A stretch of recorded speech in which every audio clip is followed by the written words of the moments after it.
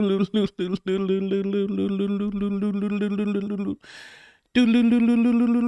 whoop. Let's do it.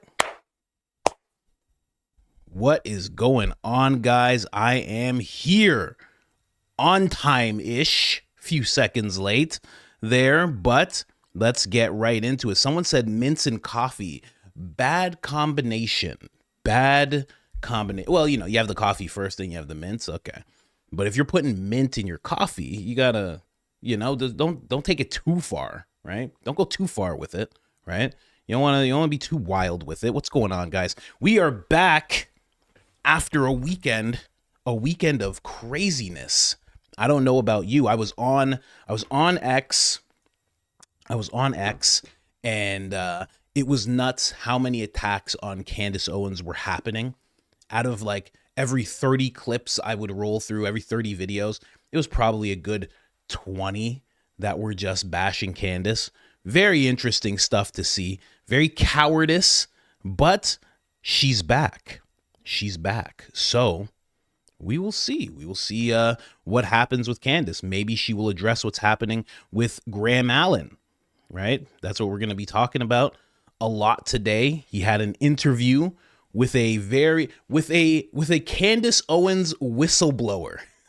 That's what he calls it. A Candace Owens whistleblower.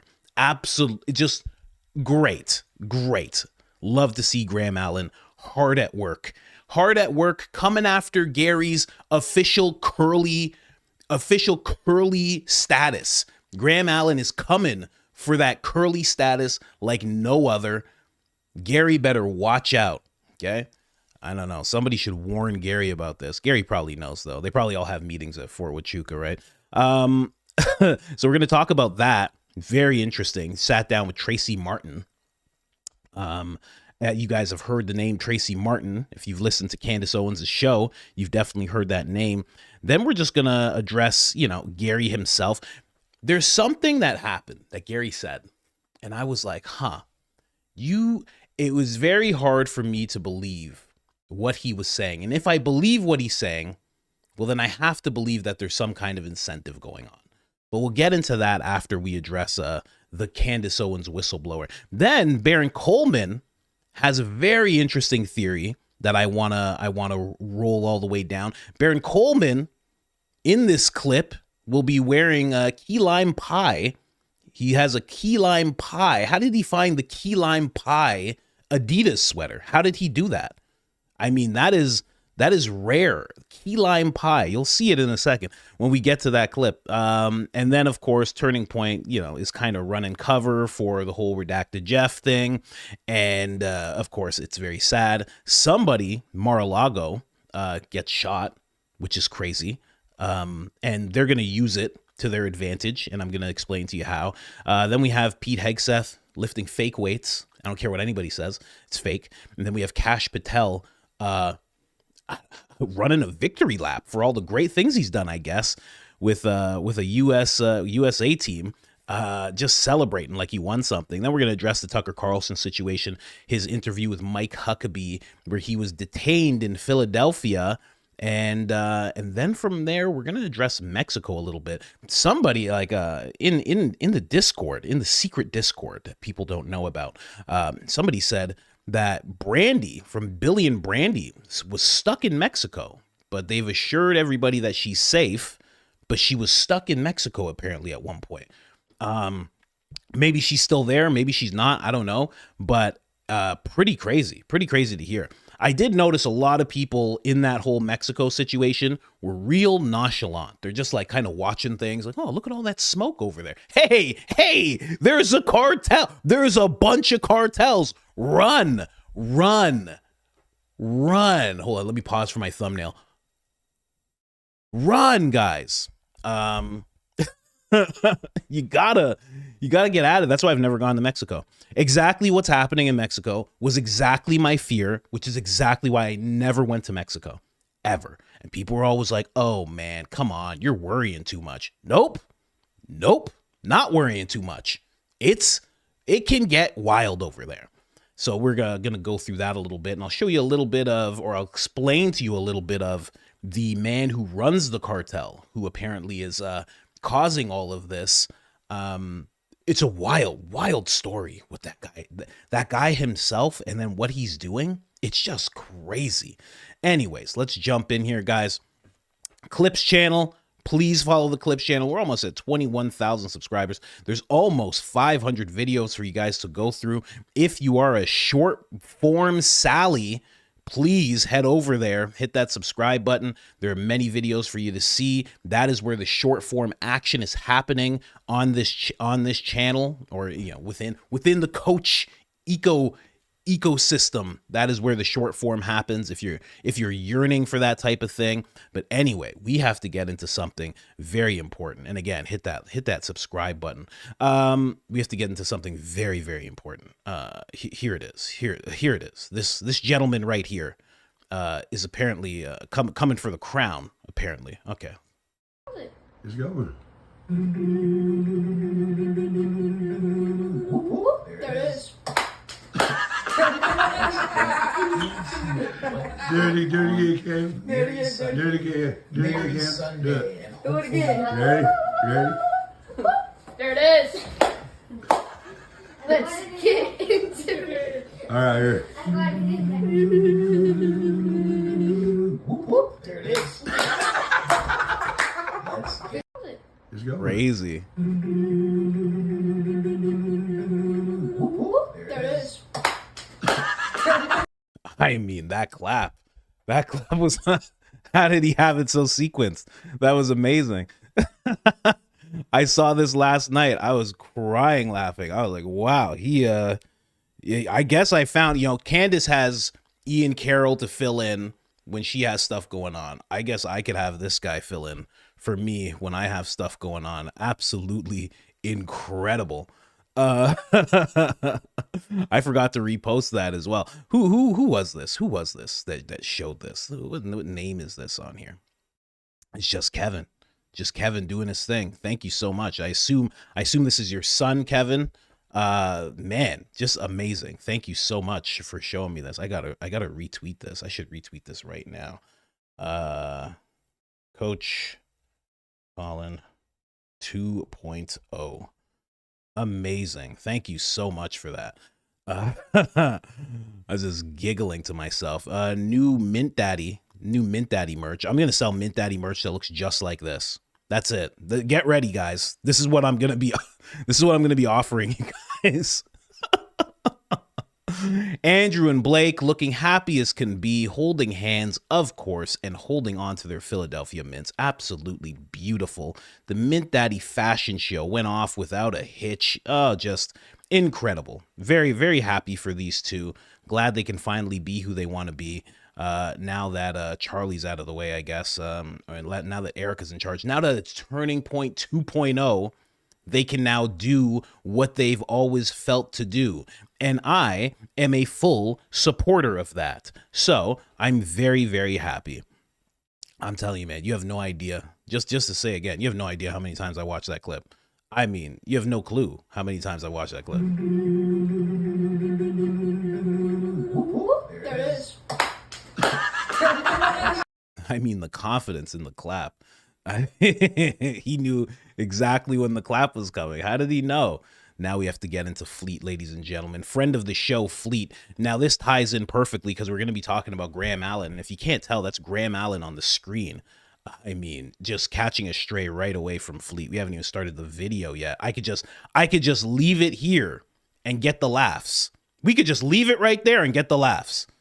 I don't know. Fleet has it in for this Graham Allen character.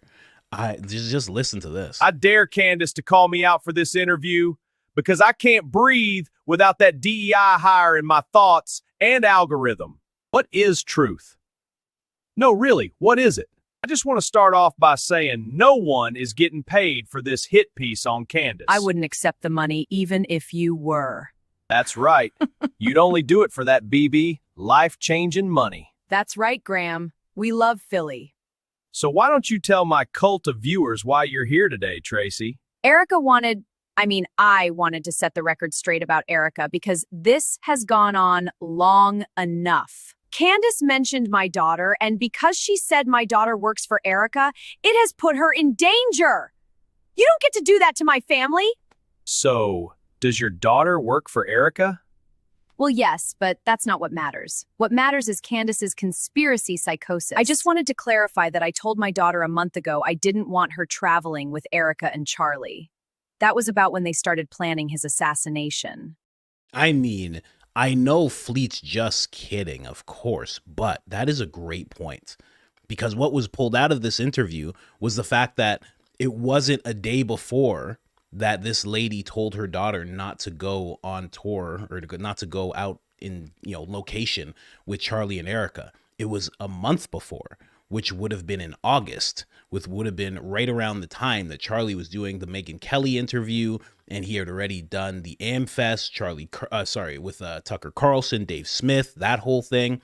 So right around that time that Charlie is just stirring things up, she says, you know what? Don't go traveling with Charlie. Interesting. So was Charlie becoming Catholic? Woman who obviously knew Charlie way better than Candace? It's not that deep. Charlie liked the architecture of Catholic churches. Why question the narrative? She doesn't get to do that. So was Erika a trafficker? Was she a trafficker? She wasn't involved. She just allowed it to happen. It's not that deep. I don't need receipts. And if you want receipts, then call me out, Candace. That's what I have to say to that.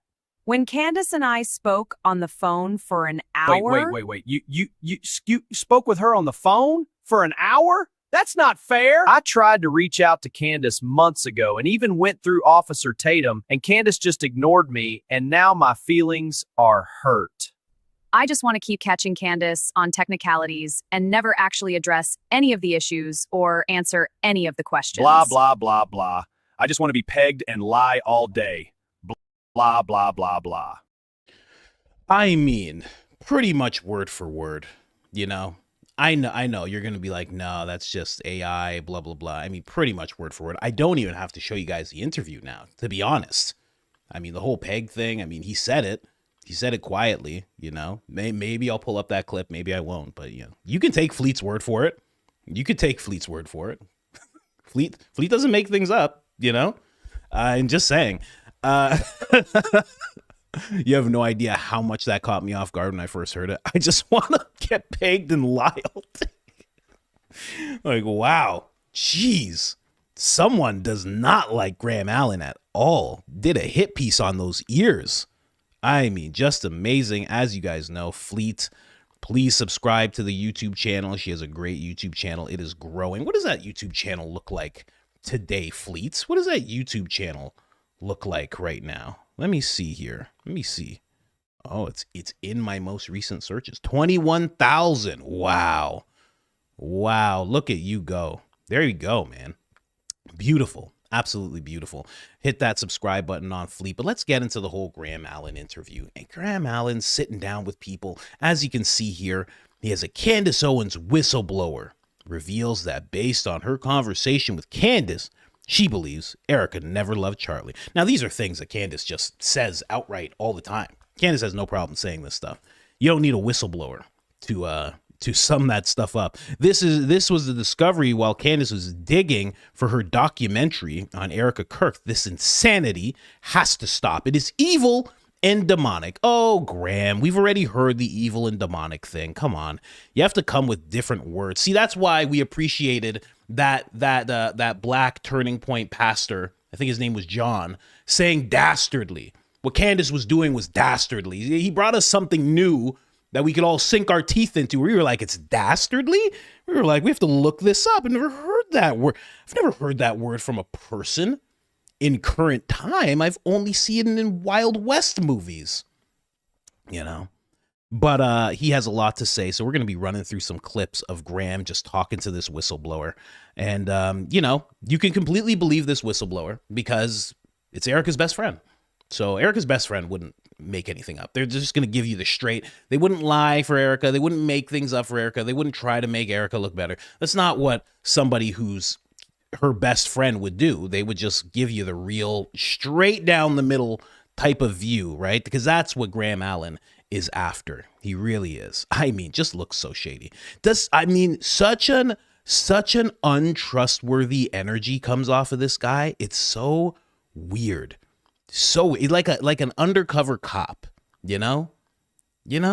Weird energy from this guy. Candace Owens truly believes, Yes. based off your conversation with her, Yes. that Erika never loved Charlie, and it's based off what? Well, it's based off a delusion, first of all, Yeah. because again, this is the lens that you see things through. But I was at Erika and Charlie's wedding. I mean, and unfortunately, I was at his funeral. I mean, the private funeral. And so I think that when you have someone that's outside that is trying to outright destroy someone, they will take any tactic that they can if they believe that it serves their actual narrative and purpose. Wow. And that's what I see happening. And these tactics are such psychological, warfare out in today's world. And that's honestly, too, Graham, one of my biggest reasonings why I wanted to talk about this was it's overarching. It's not just Erika and Charlie. It's Erika and Charlie today. Yeah. It was you. It was all kinds of people. And according to Candace Owens. I mean, do you understand the boldness that this takes to lie about someone to that type of a degree? I mean, that's where I know it's definitely the enemy at work. It's definitely spiritual battles. And the thing is when Charlie was assassinated, I still can't wrap my head around it, but when he was assassinated, this world experienced a revival. We had people I had clients, young clients, asking me for Bibles, asking me, hey, T, can you teach me this scripture? And I am by no means a theologian, but I am on fire for Christ because I know that the world needs him. And that's the other thing too, is this was hijacked. And then now you've got this collateral damage of Erika and people that care about Erika. It was hijacked. No, you have to understand. You guys have to understand. It was so good when Charlie first passed away. Oh, it was the best. Oh, I had people coming to me for Bibles, and there were so many hats sold, and just so many great things were happening because this man passed away. I mean, I can't tell you the amount of money that was flowing around. It was just so fabulous. And then it got hijacked by Candace. She hijacked him passing away by asking questions about who could have possibly done this to him. You have no idea how good it was when it first happened. What are you saying? What are you saying, you ghoul? Are you nuts? Are you crazy? How do you say that out loud? I don't know, man. I'd be the worst FBI director because I'd be like, hands behind your back. Hands behind your back, man. Yeah. I heard what you said. You said it was good when he died, right? That's what you said? Hands behind your back. Thank you. I'd be the worst. Make it Candace. Don't make it me. Because I'm detaining people. I'm detaining all sorts of people. You said what? What'd you say? Huh? Can I see your bank accounts? I want to see Graham Allen's bank account, actually. Gary's too. I want to see everybody's bank accounts. That's what I want to see. I'm not allowed. What? Huh? I'll get their debit cards right now. What are you talking about? Get their debit cards. Hands behind your back, everybody. I'd be the worst. But that's what she's saying. It was really, really good when he first passed away. And all of a sudden, it got really, really bad because of Candace. Candace was making videos, you understand. She was hitting that upload button. She was sitting in front of her desk with her giant cup. Kind of looks like this cup, but not really. She had her giant cups. We all have giant cups, just so you know, we all have these giant cups. I saw Baron. He has a mason jar that's like on a wine glass, like classy guy. Can't be bothered to just have a metal cup like the rest of us. Oh, wow. The channel takes off. It gets so bougie, right? Key lime pie sweaters and whatnot. Oh, okay. But, it's okay. He's from a completely different time. I don't know if you guys have heard. He messages me about this stuff all the time. Tell him I said so. He's from a different time, a different era of people. Fred Astaire and Frank Sinatra. Oh man, but it was hijacked. It was hijacked because of Candace, and she's no good for what she's done. And I get what they're doing here. I'm glad that there's a whistleblower to just take on things like this. Baron Coleman actually weighs in. He says, I'll admit it, I broke down and watched this. I mean, wow, what a hard thing to do. I couldn't do it. I found like 20 clips and like I've gone through like 30 minutes of it. It was an hour long. I can't watch Graham for that long. I can't do it. I can't do it, guys. I can't watch Gary for that long. I can't watch Graham for that long. It's hard. Really hard. I had no idea all it takes to debunk and expose Candace's lies is a woman nobody ever heard of until 2 weeks ago saying some words on camera to a guy nobody heard of a week ago. I was foolish enough to think it would involve documentation or at least some kind of corroboration. Nope, not at all. I mean, he's 100% right. At the end of the day, if you watch this, if you actually have the fortitude to go and watch this, you will see it's just a lady saying things. With Graham, I'll show you. I have more clips. I have many more clips because when there's a Candace whistleblower that comes about, I mean, you got to take notice of a Candace Owens whistleblower. So here's another clip. Feels like she's trying to, it feels like her and other people are trying to claim Charlie. Right. And I said in my video that I made, the only people to get to claim Charlie are his Lord and Savior, yes, Jesus Christ, Erika, right, and his children. Like that's right, it. His parents too, but I mean, he's a grown man. He's married with kids. Like correct, it's God, his wife, his children. Was Charlie Catholic? Was Charlie enrolled in OCIA courses and things like that? No, and it's funny because on the conversation with Candace and I, she brought up all these things, and I know it was because of my relationship with Erika, I'm sure. He was not taking classes.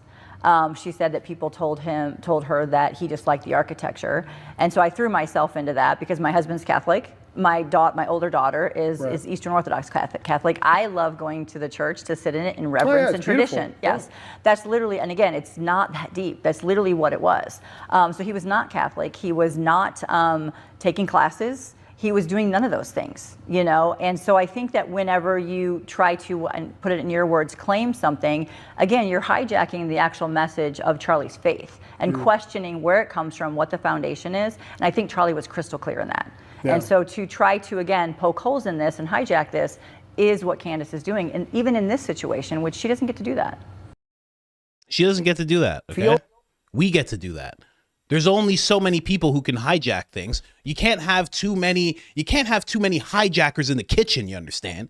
There's only a few hijackers who can be here. His wife gets to be one, of course, right? And I agree with that. She should be able to be a hijacker. Tracy, she gets to be a hijacker. Andrew Colvette, Blake even. But Candace, absolutely not. You know? Very interesting. And the whole is he Catholic thing. You know, I don't think people register why that's a big deal. I've noticed that. Now, just to talk about this really quick. So his wife is a cradle Catholic. That's like what I am. I was, the whole Catholic baptism thing happens to you when you're a baby and it's out of your control. That happened to me. I was like baptized in a church that's like been around since 1803. Like a lot of people have been baptized in this church. And, that's what I am. So that's what his wife is. Yeah. The best friend of Erika is also a Catholic. When they're having marriage issues, or not even marriage issues, when somebody casts a spell, they turn to a Catholic priest and he prays over them and blesses them. He was actually talking to them. Charlie was attending Catholic mass. Now, I'm not saying Charlie was converting or he converted on the low and didn't tell anybody, but he was definitely studying it. I mean, if you're going to say that Charlie had Josh Hammer and a bunch of other dudes in a chat because he needed to go over his talking points of Philadelphia because he wanted to be really honed in on that whole thing. So if he's willing to learn to that extent, you don't think he's willing to sit down and learn about Catholicism the same way, right? She's saying it like, you gotta, she's lying about his faith. Is it though? I mean, here's the reason why it's a big deal. Catholic evangelicals, they love, quite like Graham likes to get pegged and just lie all day. I'm not even gonna make that joke. They love Philadelphia. That's all I'll say. They love Philadelphia. And good for them. But Catholics believe that there is a new covenant, and it is not with that place, and it is with Christ. So it kind of it doesn't remove that place completely, because you're still reading the Bible and Paul and all this stuff, but there is a new covenant in place. So if the reason that they don't want anybody to think Charlie was moving towards that is because that would be he was moving towards a new covenant that didn't have to do with Philadelphia and only had to do with Christ. That's the real reason why they keep doing that. Just in case people didn't realize, it's not just about like, you know, making Candace look foolish or anything like that. There's a big thing that happens. That's why it was a big statement when Candace converted. It's a big statement because you're saying that you have a different type of covenant. And it is not to that land and those people anymore. It is to it's to Christ. That's it. He is the sacrifice. He is the new covenant. And the people who engage in that new covenant, they are the new, I won't say the term. They're the new people of choice. You know, that's like, you know, I'm kind of butchering it, but that's the real reason they don't want people to think Charlie was moving towards Catholicism at all. Just in case you're wondering. Let's keep going here. Erika's alibi. Okay, so this is going to be solid because this is about Erika's alibi. It's clearly going to refute everything that's been said. Baron, Candace, Ian, myself, get ready to issue retractions and everything we've said because they're going to provide receipts and they're going to break it down so well. Watch. You know that there is confirmation from the clinic that Erika was with her mother on the day that Charlie was assassinated. Absolutely. This is absolutely, like, that right there tears apart everything that Candace Owens is trying to lie. And I think as we continue, I'm kind of taken back by it a little bit. And I would say this, like, I'm sure that people are going to watch and you're going to say, well, where's the evidence? Show us the evidence. Well, I would say this, call us on it, Candace. We dare you. Call us on it. Let's see what you do. Incredible that he's doing this. Have you watched Candace Owens at all? She already called everybody on it. She made a video that was an open letter to Erika. She already has called this bluff, this alibi, dozens of times. She has actually communicated it to Turning Point, where they actually had a line of communication where she's like, I need to see an alibi. Don't believe what's going on. Show me an alibi. That picture's not enough. She's already done this. And Graham Allen's just like stumbled into the party. He's just stumbled in real late. He was pre-drinking at his house by himself. And he's just like, well, when's Candace gonna address the alibi? She never talked about the alibi. So I don't, when is she ever, she's never even, she could call us on it. We have the proof. Candace has been asking for the proof, bro. I mean, just the worst, right? Just the worst. Call us on it. Look, where's the evidence? Look, I just have to go through this clip again. You know that there is confirmation from the clinic that Erika was with her mother on the day that Charlie was assassinated. Absolutely. This is absolutely, like, that right there tears apart everything that Candace Owens is trying to lie. And I think as we continue, I'm kind of taken back by it a little bit. And I would say she said, yes, absolutely. He's just like, okay, hold on a second. I'm so taken back by this. I mean, we pre-scripted all this and everything's prepared, but wowie zowie. I mean, hold on a second. That means, hold on. It's like we're watching an infomercial. Hold on a second. So you're telling me that Candace said, well, I think that just breaks down everything she said. Go ahead and call us up. We still have 10 more batches of Fed slop for about $9.99. 14 payments of $9.99 will get you 1 6-ounce filler of Fed slop. Okay? Salt costs extra. We got Fed slop here, guys. She just said yes, absolutely. Do you understand? You said yes, absolutely, didn't you?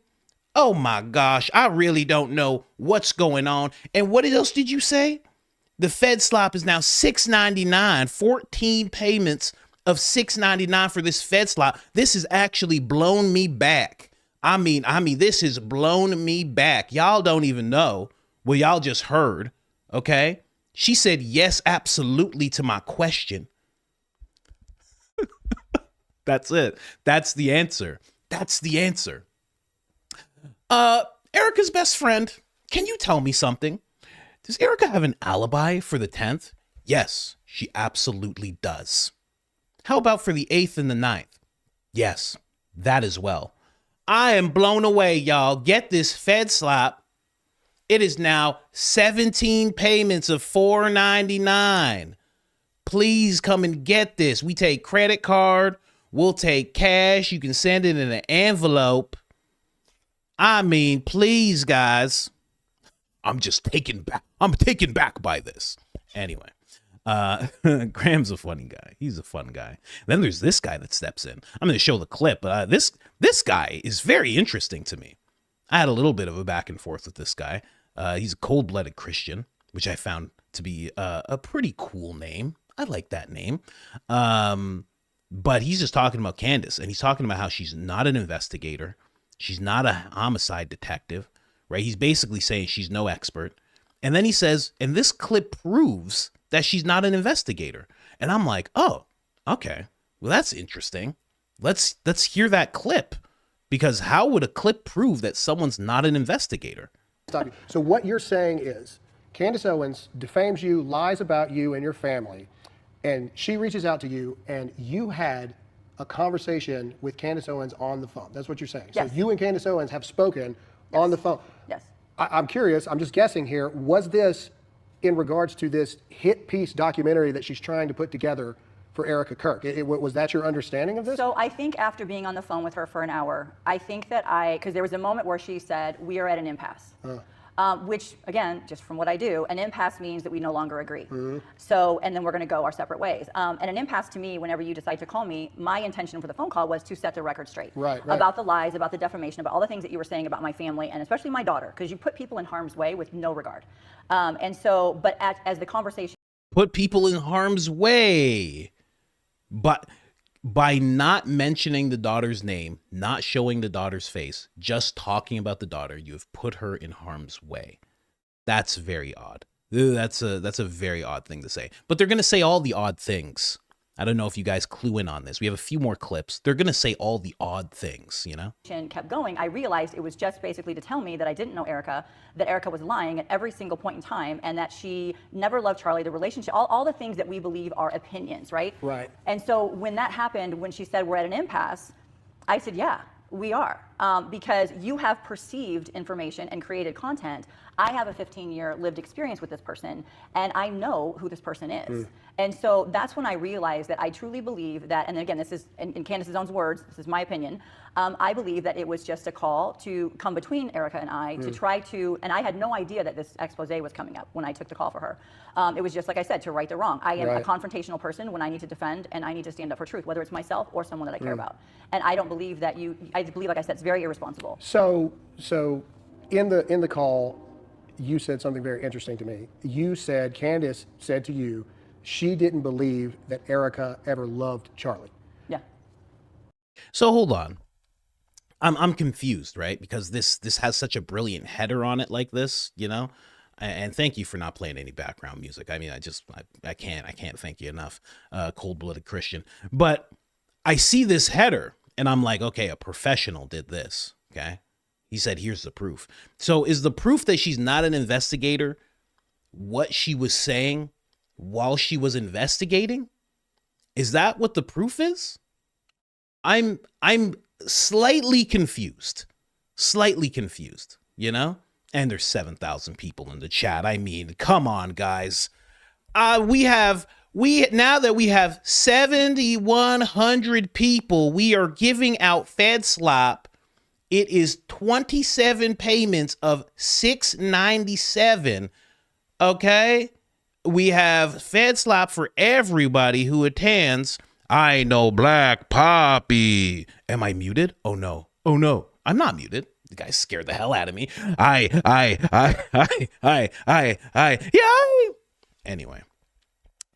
Anyways, guys, you know, it just goes on like this. I'm telling you, this is the interview. This is it. And every single account, this is like one of the accounts that like bashes Candace all the time, you know? She's like, yeah, it's just one of the accounts. She's like bizarro, crazy village crazy lady. You know, that lady who loves Candace and supports Candace. She's like the bizarro version, you know? She just hates Candace, does not support Candace at all. So that's how it goes. She's not an investigator. She's evil. She's demonic. It's all the same things. Graham Allen did not do a good job with this at all. And neither did Tracy. Okay? I'm just saying. Like, it's suggesting that Candace wanted to come in between Tracy. Wanted to come in between Tracy and Erika. Like as if Candace wanted Tracy as a best friend. You know, Erika's no good. Erika didn't even love Charlie. I love Charlie more than Erika did.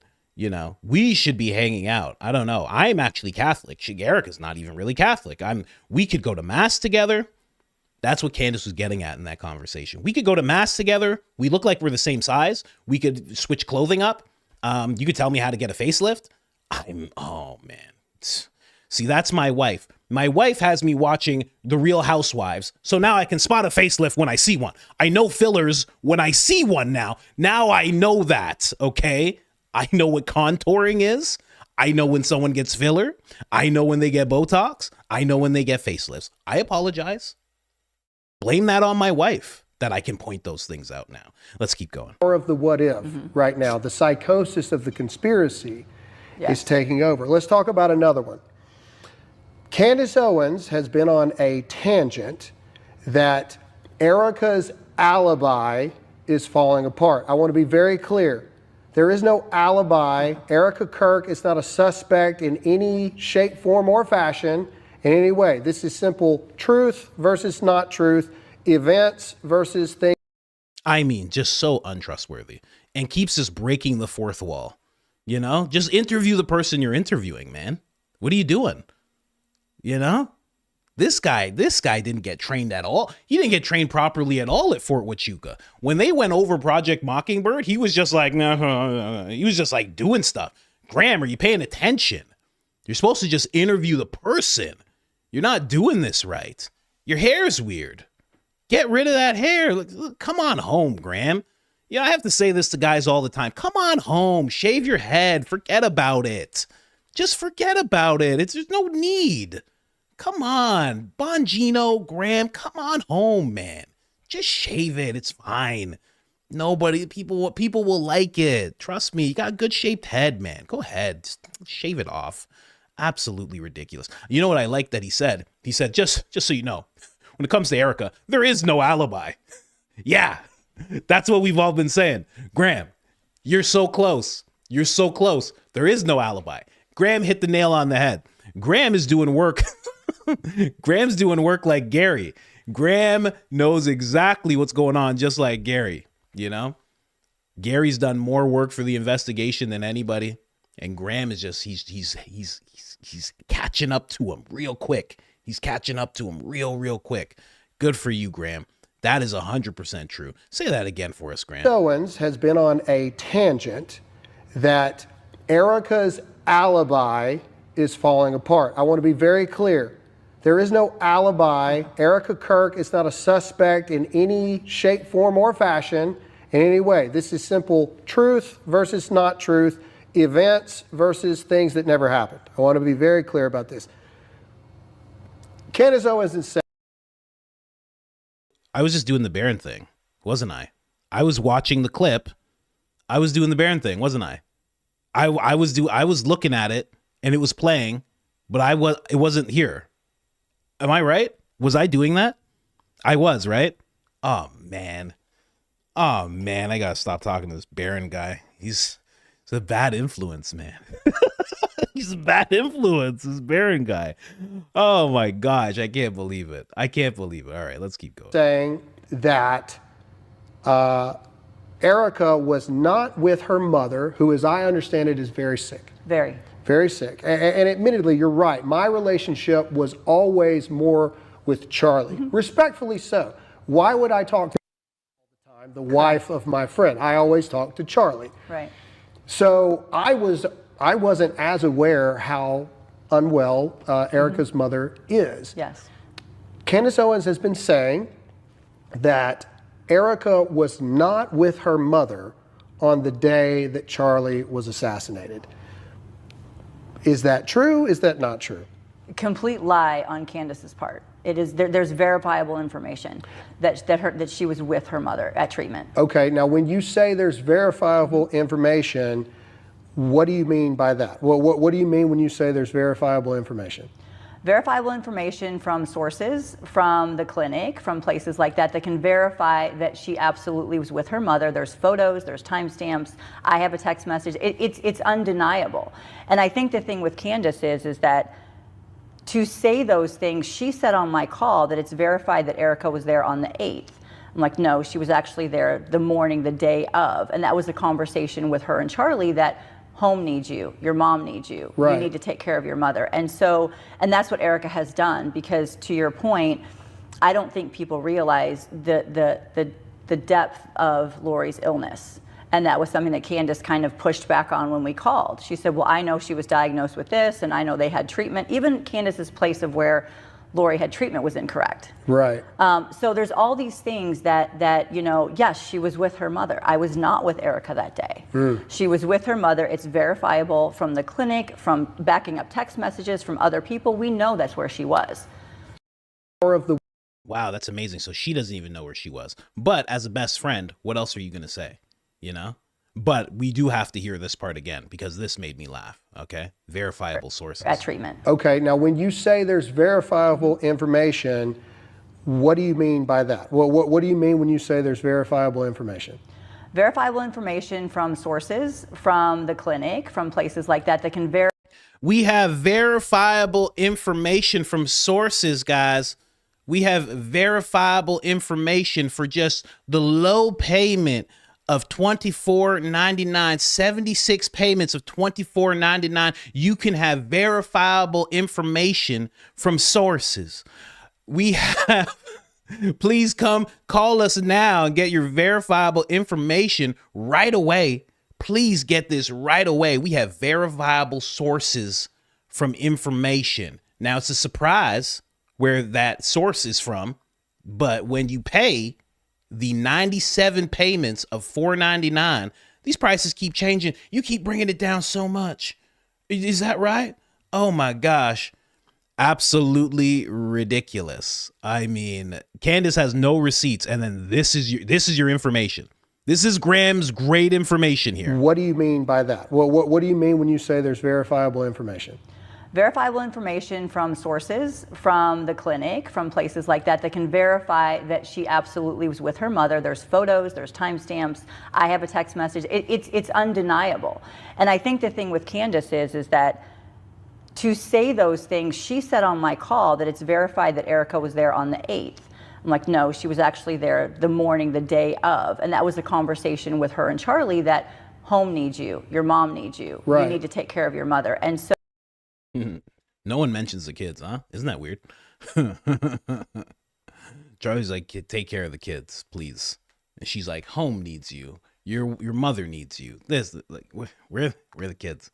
We're the kids, because supposedly in that picture where she covers the faces, she's showing that she's at a place on the 8th with the kids. I mean, it's all just very, very weird. It's all very, very odd. But like Graham said, and this is not me saying it, this is Graham saying it, that when it comes to Erika, there is no alibi.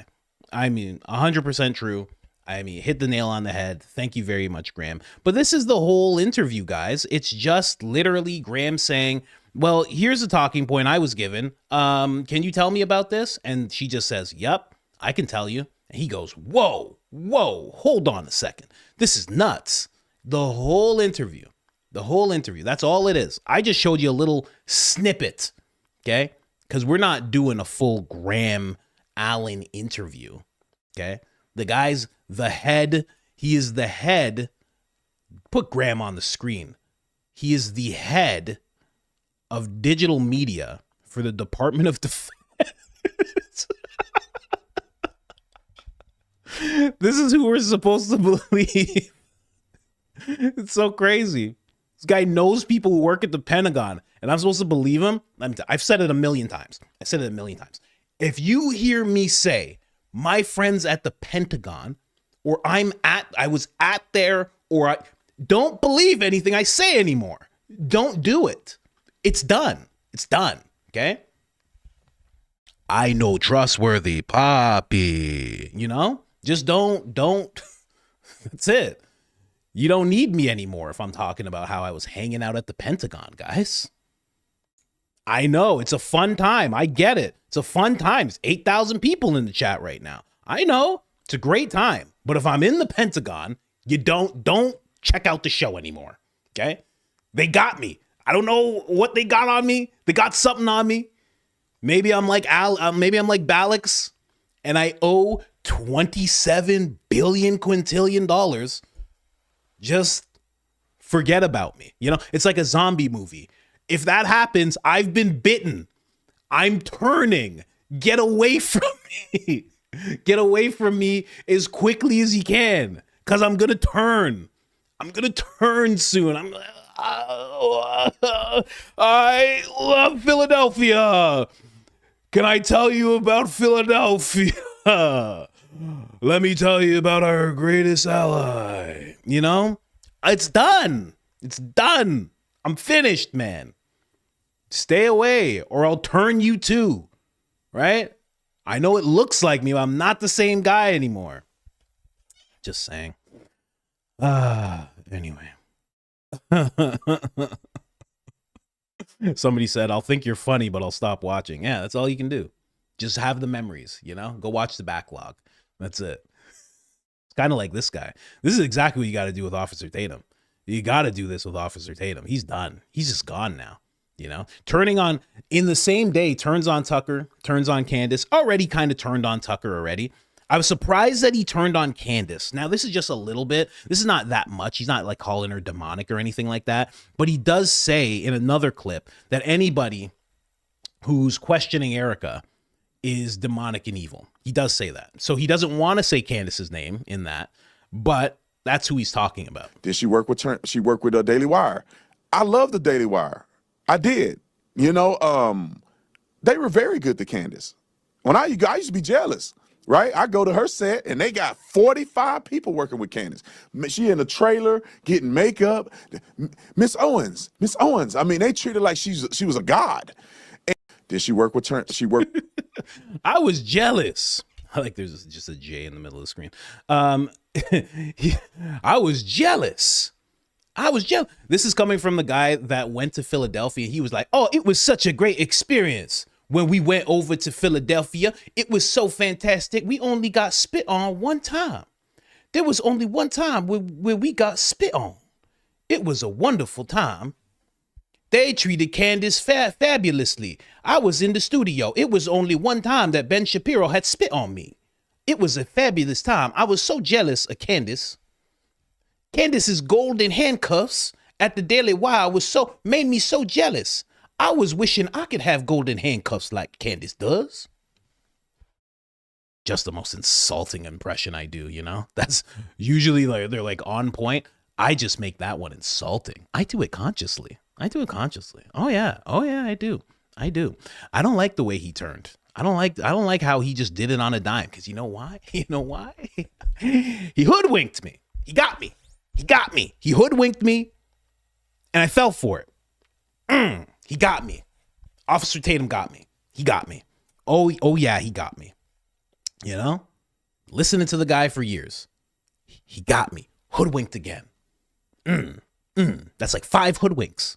It's like 5 hoodwinks in a year and a half. You know how crazy that is? Anyway. At least I caught it. I caught it early. I caught it way before other people did. I caught it when he like made a Substack post. He made a Substack post about Philadelphia. I'm like, what's going on here? What? A Substack? I'm like, this guy doesn't write. There's no way. Listen, I don't care what. I can talk about any stereotype I want. This guy doesn't write. I don't care what anybody says. That guy doesn't read and he doesn't write. There is no way he wrote a Substack. I was like, what is this? And then I read it and I was like, he didn't even write this. I was like, something's going on with Officer Tatum, you know? Anyway. I got hoodwinked. I'm just salty. It's not him. I'm sure he's a great guy, you know? I'm sure he's a fantastic guy. Anyway. I bet he's going to run for Congress one day. I called that years ago. I think he's going to run for Congress one day. And boy, do I hope he loses. Boy, do I hope he just doesn't do it and just loses. Again, I'm salty, you know. Prayer, you know, I hope he's doing good. You know, I wish him well. Anyway, there's more. Apparently, this person here. Oh, did I block them? Oh, I thought they blocked me. Oh, they probably blocked me and then I blocked them back. You know, that's the only recourse. You're like, oh, you blocked me, I'll block you. This person's like, well, Candace, you know, what they're doing right now is muting things.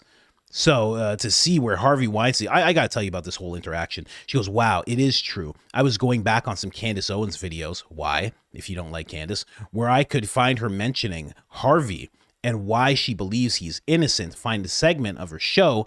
Her team being muted. Her team is currently muting what she said on her podcast. This is her proof of her being muted. For those of you that watch Candace's show, you probably remember this because we all freaked out and we started telling her that she was muted. Same. Anyway, this person, the top comment from...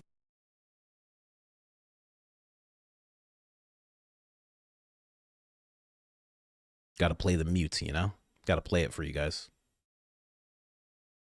And we were all like, what's going on? Right? Well, we were all trying to figure it out. We're like, what's happening? Candace, you're muted. I would love to see Ye on your show. Jesus. And we all found it very weird that that happened. Now they're saying that her team is doing this. But again, if you're a watcher of the show, you know that this happened live. Her team didn't mute her.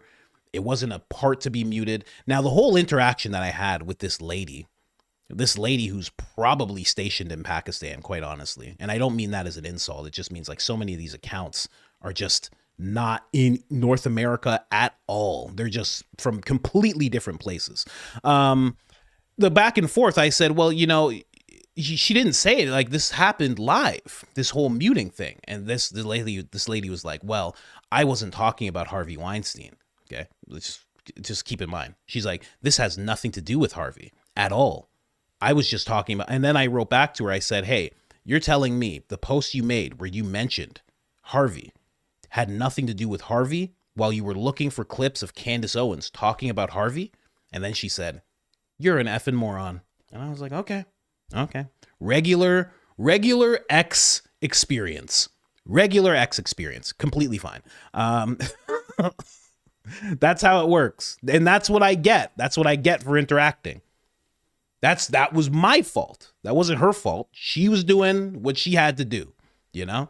But me, I shouldn't have. I stepped into the dojo. You step into the dojo and someone calls you an effing moron. That's how that goes. So it's completely fine. Not her fault at all. I take full responsibility for that.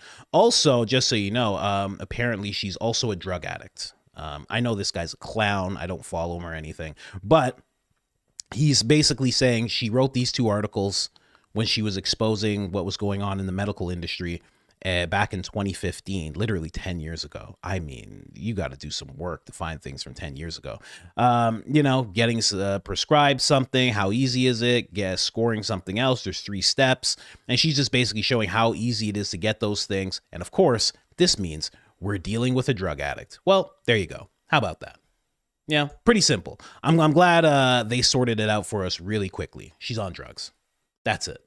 I saw something from 10 years ago where she wrote an article about something, and now I am convinced she's on drugs. She's been on drugs the whole time. Let me tell you something.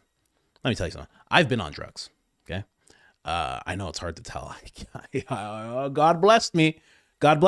Didn't suck me dry, but it was just like I was just smoking weed back in the day. But if you do it for 10 years, if you're doing those things for 10 years, it's going to show. You're not going to become the #1 podcast. More than likely, you're not. That's just me.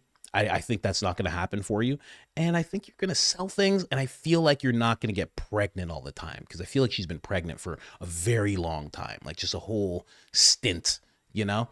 So I doubt she's actually a drug addict, because the thing that drug addicts don't like to do, they don't like to get pregnant because it kind of cramps their schedule of taking things, you know? It's just a little, you know, from a former addict, I can tell you how it works. We don't like change. We don't like things that disrupt our schedules. Okay. Just putting it out there, you know? Anyway, we're hitting Gary now. Gary, here's the thing. Oh, I have to like zoom in on this really quick because a couple of you actually called this out. Look at this lady. I got to go real big here. I got to really, really zoom in here. Okay. So that lady, that's the lady that made the video about Erika and Jillian. Okay. She made a video and she was defending Erika and she was blaming Jillian, the 15-year-old. She was blaming Jillian for the interactions that they were having. She was saying Jillian was promiscuous. She had issues. She had bad parents and all of these things. She was talking to boys. She was posting inappropriate things. So she was blaming Jillian and defending Erika. And Balix Tones went and took this video and he didn't really watch it, but he reported on it. As he does, you know, again, another guy who doesn't like his schedule interrupted, I think. Anyway, and people called it out and they said, oh, this girl's paid by Turning Point. Now, I can't tell you that you were right about that, but I will say now she's doing podcasts with Gary. And I don't know, that makes me think that you guys were right. I think you guys may have been correct about this.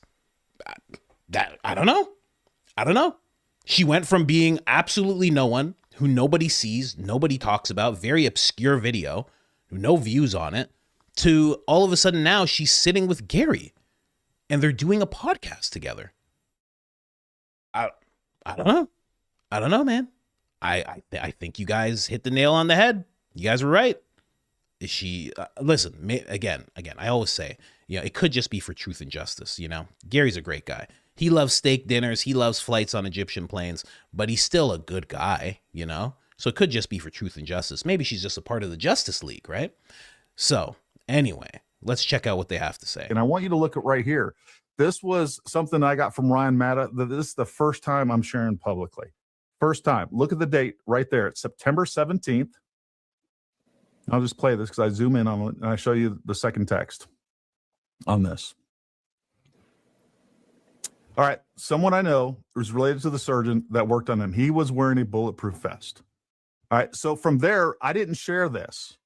Didn't share it because I wasn't sure about the source. And now we know the source was extremely wrong, and I wouldn't share anything that Ryan Matta does. But I kept this, and all I was doing was trying to confirm or deny this additionally fairly quietly because I didn't know if it was true. And then the moment that I had full confirmation from somebody there on the scene, Brian Harpole, as a matter of fact, that he wasn't wearing body armor, I came out and I said, hey, yes, guys, I can definitively say at this point, he wasn't wearing body armor. And I want you to look at right here.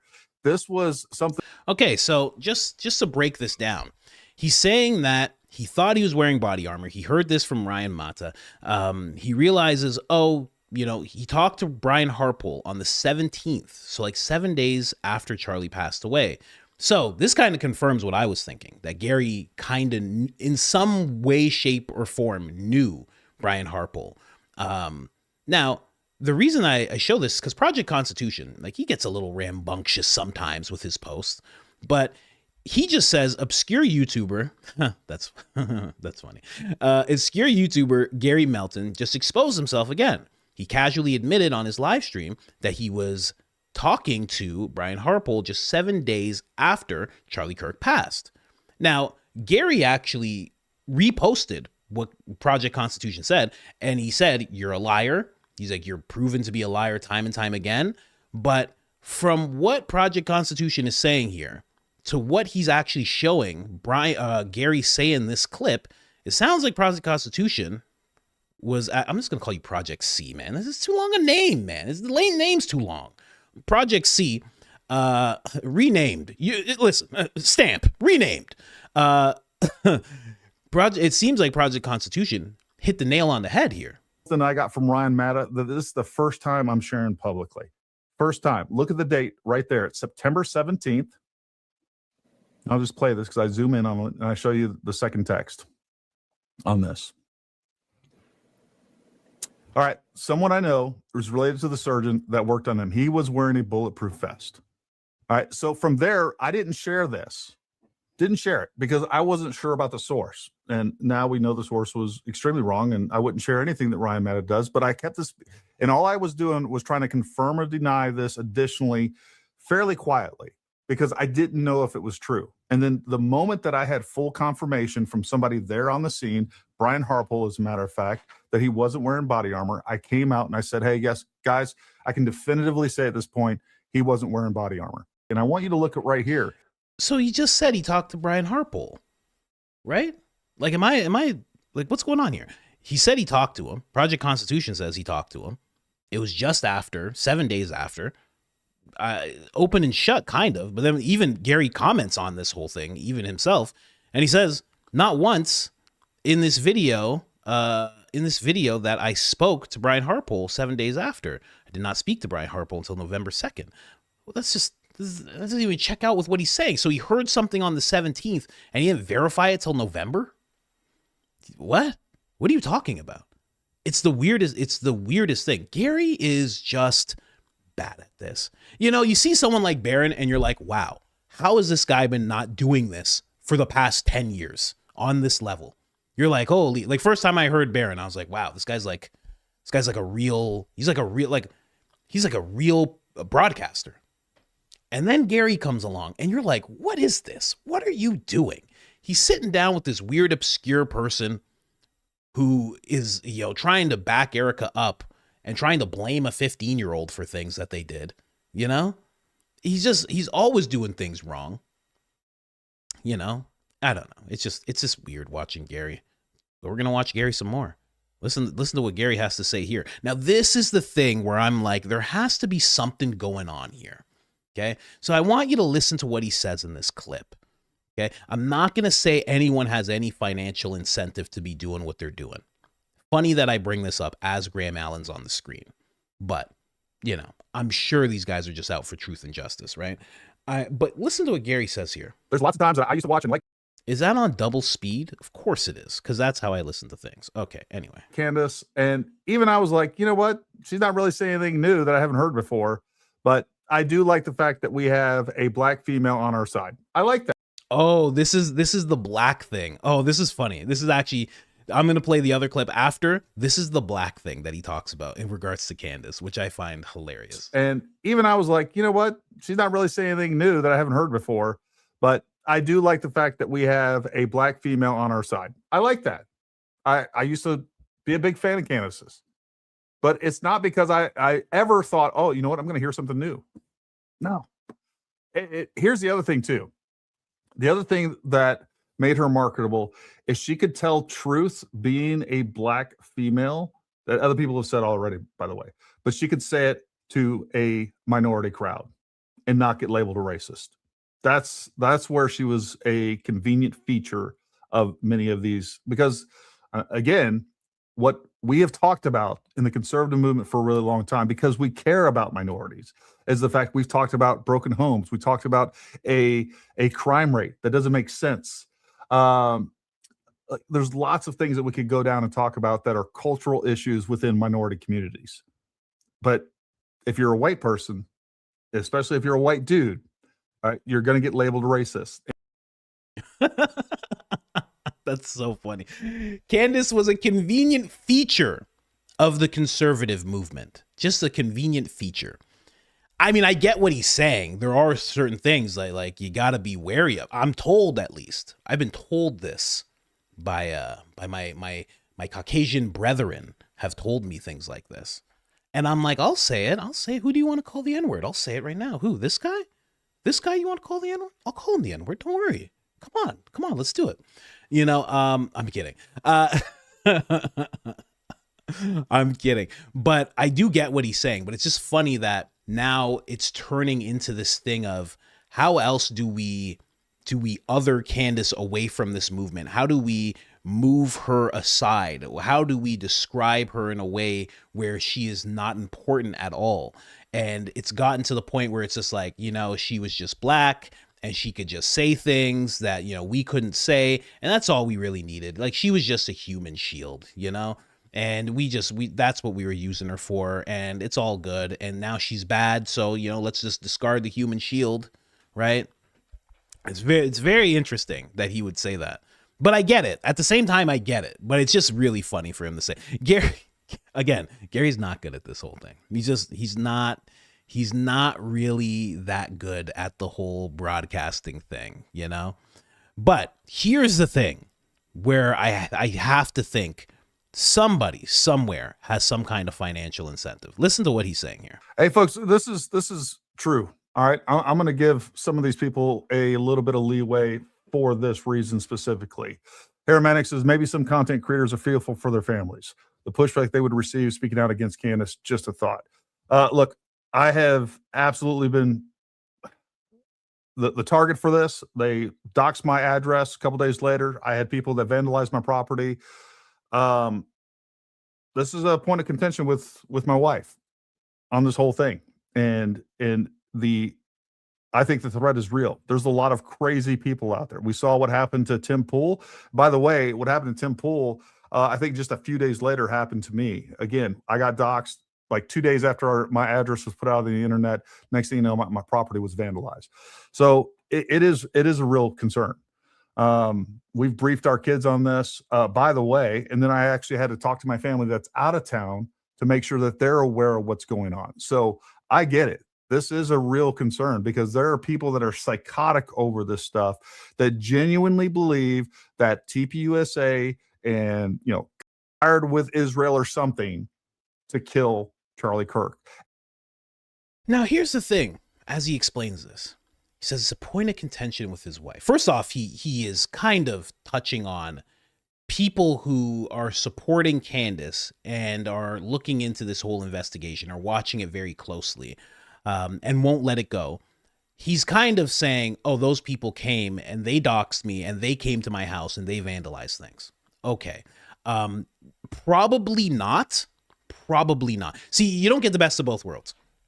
You don't get to say that Candace's audience is all just house moms who just have nothing to do and they have kids and like this is the thing that they listen to, like true crime. You don't get that and get to say that they're ratcheting up at midnight with black masks on in dark black trucks and rolling up to Gary's house and vandalizing. You don't get both. You pick one. You pick which one they are. You don't get to say that they're both, okay?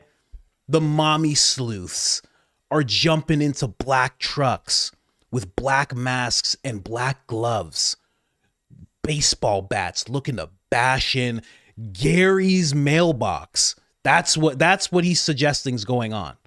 You don't get both. You pick one. You pick one. You want to insult people, you pick which insult you're doing, you run with it. You can't do both at the same time. That's not how this works. Absolutely ridiculous. So he's suggesting that it's actually Candace's fan base that's doing this, right? But then also he's saying it's a point of contention with his wife. He's had to warn his kids about this. He's had to warn his family that's like not in his house, is outside, like, less immediate family, maybe mom and dad, like maybe is super immediate. He's had to just tell Aunt Becky, you better watch out. The mommy sleuths are coming. They have this big black truck, Coach Colin's driving. He's always wearing black, You're not going to see him coming. You're going to see nothing but eyes and teeth at night. Because he's always smiling. He's nuts. He's nuts. So he's saying all of this. And then I'm supposed to believe that he's doing it for absolutely no reason. You have to explain this to your wife. Your wife's getting pissed. You have to warn your kids. You have to warn your family. And there's no financial incentive at all. I can't understand. Your house is getting vandalized. And instead of you turning to your wife and saying, yeah, this is getting out of hand, I used to just talk about ballistics. I'm just going to go back to that because I still own a company that's tactical training, and I'll just focus there. That's what I'll do. I'll just focus on that because that's all I've ever focused on.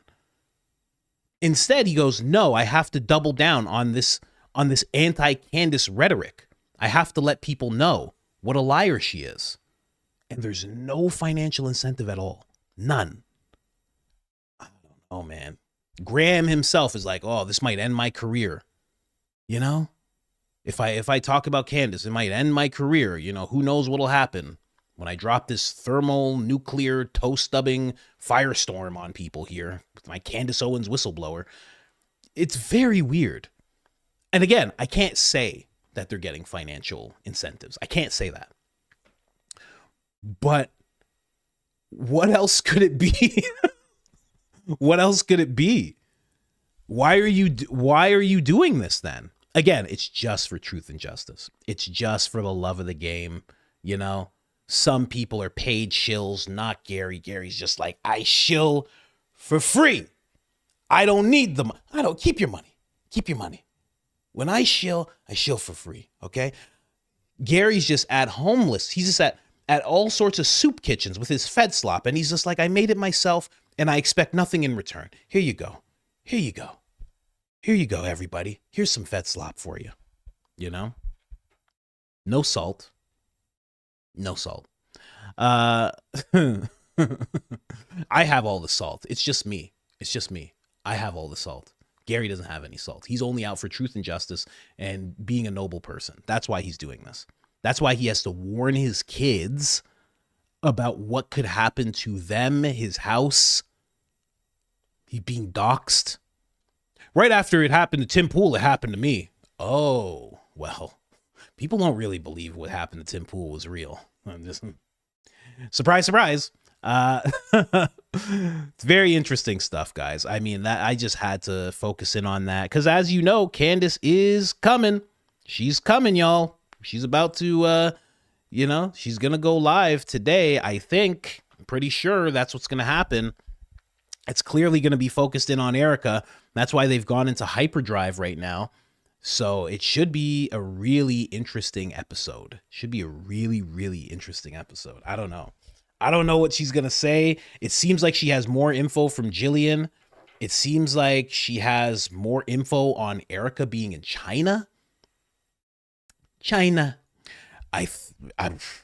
Who knows what all this looks like? I mean, is this going to be the week where someone gets sued?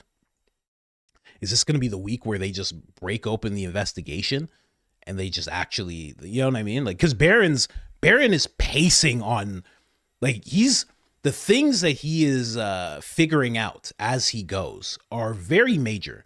And because he's not as big of a channel as Candace, people aren't taking notice. And I think that's a gift and a curse. Because yeah, a lot of people, millions upon millions maybe aren't noticing, maybe not 20 million a month like Candace, but people are noticing. But it's kind of a gift because then they, he gets to use Candace as a human shield, because, like Gary said, Candace is just a human shield. You just pick Candace up and you're just like, hey, per capita, do you know what per capita means? You guys have fatherless households. Everybody knows it. Candace is just like, oh, Jesus, oh, God, oh, good, oh. But Candace kind of shields Barron and myself, I think, in a way. But the stuff that Barron's coming up with is pretty amazing. Now, I'm going to play this clip because this is Barron. This is the key lime pie I was telling you about. I mean, wow. Just with the key lime pie. Barron is on the Jimmy Dore show. I didn't realize this until I saw the clip. So I saw the video, because this is a video. Yeah, pretty amazing. I love to see it. Friend of the show, of course. You could say he is the grandfather of the show, Baron Coleman. Old enough to be my grandfather. And I appreciate his wisdom just the same, 100%. I'm kidding. But listen to what he actually comes out with in this clip with Jimmy. A way to interpret it, what the police are describing on the way to the hospital is a guy fighting back. A guy struggling is what it sounds like to me.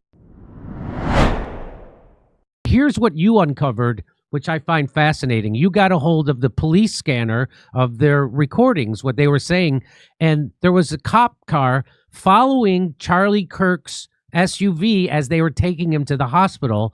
And here's what the cop said.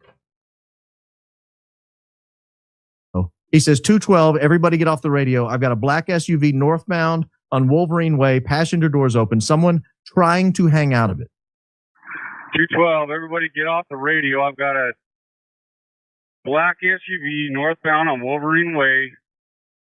Passenger door is open. Someone's trying to hang out of it. That broadcast right there was less than 4 minutes after the Big Bang. So they had already gotten Charlie Kirk from the scene of the incident into the SUV and were flying up the highway with someone hanging out of the car. Here is a bit of confusion. Our first little bit of confusion that enters. This is where they think they have another victim because of someone else hanging out of the car. I assume it's possibly another victim. They've got one hanging out of the car. So there was some confusion there. Hey, maybe. So we've never, no one ever reported this. You found this, but amazing investigative work you're doing. Really, honestly, swear this is amazing. And so now we have two cops saying that there's two different cop reports. I don't know if it's two different cops, but it's two different reports from cops saying that there appears to be a second victim because of it looks like a victim is hanging out of the car. And why would he say that it looks like a victim unless it looked like somebody who was somehow shot or injured? It would. So what do you make of these two reports saying that there is there's actually one more report. Let me play that. But you know this is really serious because Jimmy Dore is not interrupting every 14 seconds. I mean, I love Jimmy, but that's how you know Barron is onto something, because Jimmy is just letting things play out. This is not regular Dore behavior. Barron is bringing something out of people right now. And again, this is just incredible what he's figured out. And just so you know, with the legs hanging out, just in case you're a little skeptical on it, this has been verified by Frank Turek. Frank Turek verified this. We have yet another broadcast discussing someone hanging out of the car. This is a third broadcast that someone's hanging out of the car. Copy 2530. In a vehicle 50 South 1200 West in Orem, they have one hanging out of the car. We're not sure if they're a patient or if they're just trying to get out of the area. So that's three reports from three different police reports, broadcasts saying, hey, there's someone hanging out of the car. And so when I heard that, I thought to myself, was Charlie dead? And it seemed to me like he might have been fighting for his life. And that's why he's hanging out of the car. He was trying to get the hell out of that car because the people in the car were trying to kill him. That makes more sense than anything else. What do you think? I really don't know what to make of it, Jimmy. It's such a bizarre radio transmission, especially in light of the fact that they didn't really publicize that it existed. And there were several radio transmissions that we covered that night on that program that were new to me when we discovered them. The news media just never covered them. And a lot of the audience came to the same conclusion in the comments. A lot of the audience that watched that broadcast that night came to the same conclusion, that it sounds like to them the police are describing someone fighting back or somebody trying to escape or something else, because you saw how Charlie was inserted into the SUV. It was his feet hanging out as they drove off. I get that. But I don't understand if he supposedly died at the scene, like Frank Turek describes in his different discussions, as Brian Harpole described. If he supposedly died at the scene, just fold him up and close the door. Why are you risking someone falling out of the car at highway speeds? Well, that doesn't make any sense whatsoever. You just bend his legs. It's not like he's got rigor mortis yet. That takes a while to set in. So you just bend his legs and you close the door. Why would they're going 65, 70 miles an hour for 12 minutes? And you got three police reports of someone hanging out of the car, and they think it's a victim. What in the hell else could that mean? I can't know. Go ahead. Well, I want to say that I believe that when Brian Harpole went on the Sean Ryan show, they may have been anticipating this, because they would have known these broadcasts existed if they'd have done any kind of research. And I think they anticipated that people would hear about this. And so Brian Harpole goes on the Sean Ryan show, and Frank Turek goes on the Megyn Kelly show, and they describe that, oh, on the way there, they were holding each other. You know, Charlie's such a tall man, they couldn't close the door behind him. So they're holding on to each other, and people are, trusting each other that they don't let each other fall out of the car.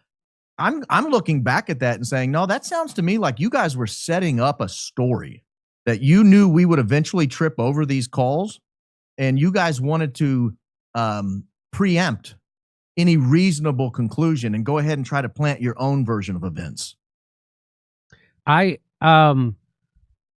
sounds to me like, well, here's what you concluded. If you wonder, and as I have, if you wonder if the finishing off, and this is a dark, twisted, drab way to think about this, and I hate to even raise the issue, but I have to because I've mentioned it, that there could have been a fatal incident inside the car. That my working hypothesis is that Charlie Kirk was not just taken down one way. So can you expand on your working hypothesis? Yeah, I can. There are so many. This is terrifying. It's terrifying to think of when you really think about what he's saying here, right? Like, again, Charlie doesn't pass away right away. They load him into the car. There's even somebody who was saying, and even I said, I'm like, oh no, that's just like a lifeless hand. But at one point, they are down there doing something, right? The infamous image of like the three guys, and you're like, what are they doing? And when they raise up, none of them have blood on their hands or anything like that. There is a point where Charlie's hand does brush past them like that. It goes like that, right? But you think to yourself, oh, that's just them moving their hands. Now, if you go where Barron's going, how terrifying is this, that they're doing something, he moves, they load him up, he continues to move. And, again, can't say that I'm just going with what Barron's touching on, but like he said, they tried to get him different ways. And then he's saying that in the car would be the final thing. How crazy and scary that would be, like a horror movie. Your last moments. You're surrounded by people who you think are supposed to love you. And instead, what's happening is they are finishing the job. That's terrifying. That is terrifying to think of. You're 31. You've done nothing but just criticize Philadelphia and work hard for the people in the car and for the people who are in the crowd and for the current administration. And then that happens. Like, just terrifying. Again, I'm saying, we're going down Barron's thought process with this whole thing.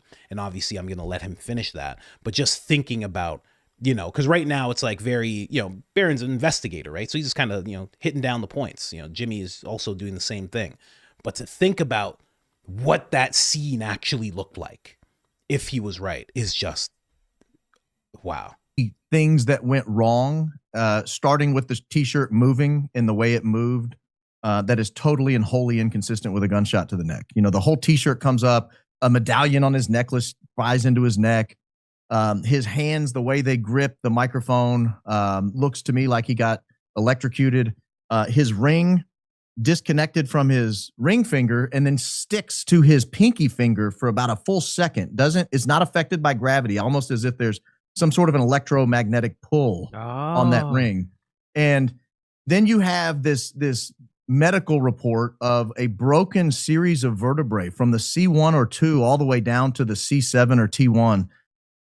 It's and then you had the couple of wounds on his arm that almost looked like a taser or some sort of puncture wound.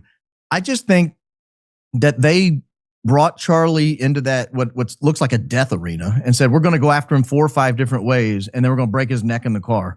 And he's not walking out of this alive. There's a 0% chance he leaves Orem, Utah alive. And that is my working hypothesis, that yes, something exploded under his shirt. Yes, something went wrong with the microphone and caused an electrification. Yes, something punctured his neck. I don't know if it was a bullet or what it was. Yes, his neck bones were broken. Something happened there. Yes, something wounded his arm. There's just too much going on. It's like they didn't want to risk him being Rasputin and live through a 1 or 2 attempts. They wanted to make sure he was finished off no matter what. And I think what they're describing in the police, at least a way to interpret it, what the police are describing on the way to the hospital is a guy fighting back. A guy struggling is what it sounds like to me. I don't know. So what it sounded like to me. And you know, if you look at it, it does look like he's electric shocked. And you've talked about these 2 wounds on his forearm. Can you talk about that? Yeah. I mean, just thinking about that, you know, they just hitting him a bunch of different ways and then the struggle at the end. I know I already touched on that, but just, you know, that's a very interesting thought process that he's bringing about. And it's starting to make more and more sense because if you watch Barron's show, he's tying in so many different things that he has discussed, right? And it to me, it makes sense. I've been saying this from the beginning because imagine he lives and everybody's prepping for him to be gone. You know, BB's got the letter already saying, okay, well, we didn't do this and we love him. You know, everybody's getting ready, reporting that he's gone already. You know, like Terry, whatever his name, Farnsworth, he's already. Charlie gets into the car. He says, oh, he's gone. That's it. He didn't even really see what happened. He's like, oh, he's gone. He's dead. They're all doing that. Imagine he lives. And this is also possibly, I don't know if Barron ever saw this. I did an episode on the fact that the paramedics were there. There's 2 of them. One of them's name was Connor. I forget his last name, but his name was Connor. And he was highly, highly trained in exactly what happened to Charlie. Like he really knew how to deal with those types of wounds. And they run up with their trauma bags. There's 2 of them. And Connor is like he wants to get in, right? And the other one's like, okay, it looks like they're not letting us in. He takes off his trauma bag and he offers it. They ignore it. They ignore it completely. You know, Dan Flood's there. They just put him in and they're gone. That's it. But the kid had a trauma bag. Now, if you can see the security, they didn't have much, right? I know Rick, I think it's Rick Culler. Is it Culler or Coulter? I don't know. But Rick, the brown shirt guy that everybody saw do that thing. At one point, they were calling him the palm gun guy. He's highly trained, but he didn't have much. He had a little bit. Brian Harpole just had a bunch of mints in his pocket, given to him by Angel. Angel gave him some mints. But they didn't have much. Frank had nothing. Absolutely nothing. So this kid, he's like this. He's like, take this. It has every single thing you could need. Connor, on the other hand, the other paramedic or EMT, he's like, take me. Like, don't put Frank in, put me in. I'm going to take up good space. I know what to do in this situation. They ignore him. They drive off. You know, I don't know if Barron ever saw that episode that I did or he saw those people, but like that kind of goes along with this thought process that he has. It's very, very weird, man. Very, very weird. So, man, yeah, it sucks. Sucks to think about. Really sucks to think about. A lot of people think this is like, oh, it's all just for clicks and it's fun. It's like, this is a terrible thing to think about. But again, going back to what I said, imagine he lives. And then what does he say? Well, he already said, I think they're going to kill me, right? He already said this to Dan Flood, to Andrew Colvett. What do you think he would say from the hospital bed as he's healing up? He'd be like, I'm telling you who they is. Okay? I'm saying who they is right now because I know what just happened to me. I know for a fact who just tried to do this to me because I was just telling my security and my friend about this. You can't risk that. You can't risk that. And then all of a sudden, who he becomes after he's out of the hospital, and he thinks that he's telling you who they is, and he thinks they did that. Who he becomes afterwards, what turning point becomes afterwards. It stops becoming a tool that the current admin and the GOP can use, and it starts becoming Charlie's flamethrower. And he gets to use it the way he thinks he should use it. I mean, it changes everything. Let's keep going. Yeah, if you look at the photos that Charles McClintock Wilson took in the immediate aftermath, I'm talking 20 or 30 seconds after the Big Bang. They're carrying Charlie Kirk to the car. I don't like to play them on YouTube because YouTube gets mad at me and threatens me every time I play any kind of footage like that. So I hesitate to play them on air, but I direct people to them. They're on his website. Charles McClintock Wilson took some excellent photos before, during, and after the event. And after the event, it looks like almost snake fangs, but they're about an inch and a half apart. It's 2 little puncture wounds on his forearm. They're not moles because we have clear imagery of him before and during the event, and they're not there. They don't look like blood splatter. They're just too small and perfectly placed there. And it looks to me like he might have gotten hit with some sort of a taser or something under the table, either to make sure he was finished off, like does he respond, or to subdue him further. I don't know. I mean, it enters the realm of speculation at that point. And I don't like to speculate too much, believe it or not. But something happened to that arm that was not present right before the Big Bang. Something happened to that arm, and I don't know what it was. So, yeah, I think there was.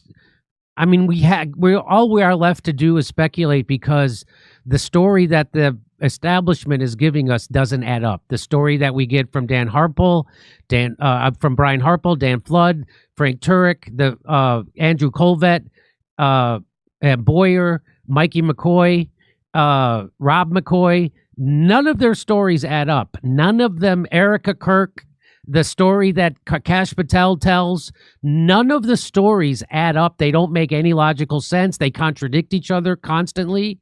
And so we're left with nothing else but speculation. We have to speculate because the things that we're speculating actually make more sense than the establishment story. So even though it sounds crazy, makes more sense than a 30-06 that didn't take his head off, than a 30-06 didn't have an exit wound, that it was one guy who somehow never been to that campus was able to get up on a roof and nobody saw him. The security team didn't see him. The cops didn't see him. The campus police didn't see him. Nobody saw him except people in this crowd actually did see him, just like in Butler, Pennsylvania, people saw the shooter, but the cops didn't see him. Nobody in charge saw. No, and so he's up there. Somehow he gets up there. He has to put together.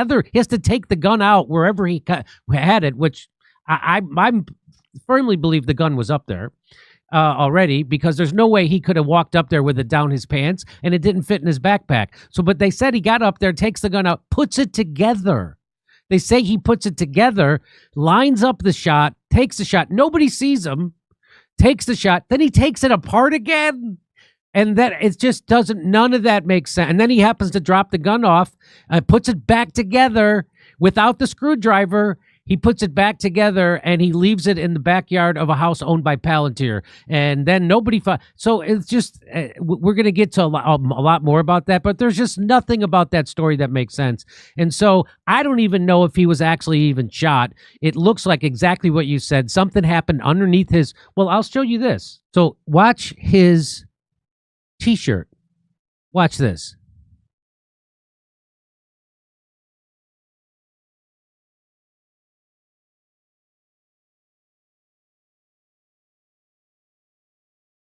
And flood hand signal.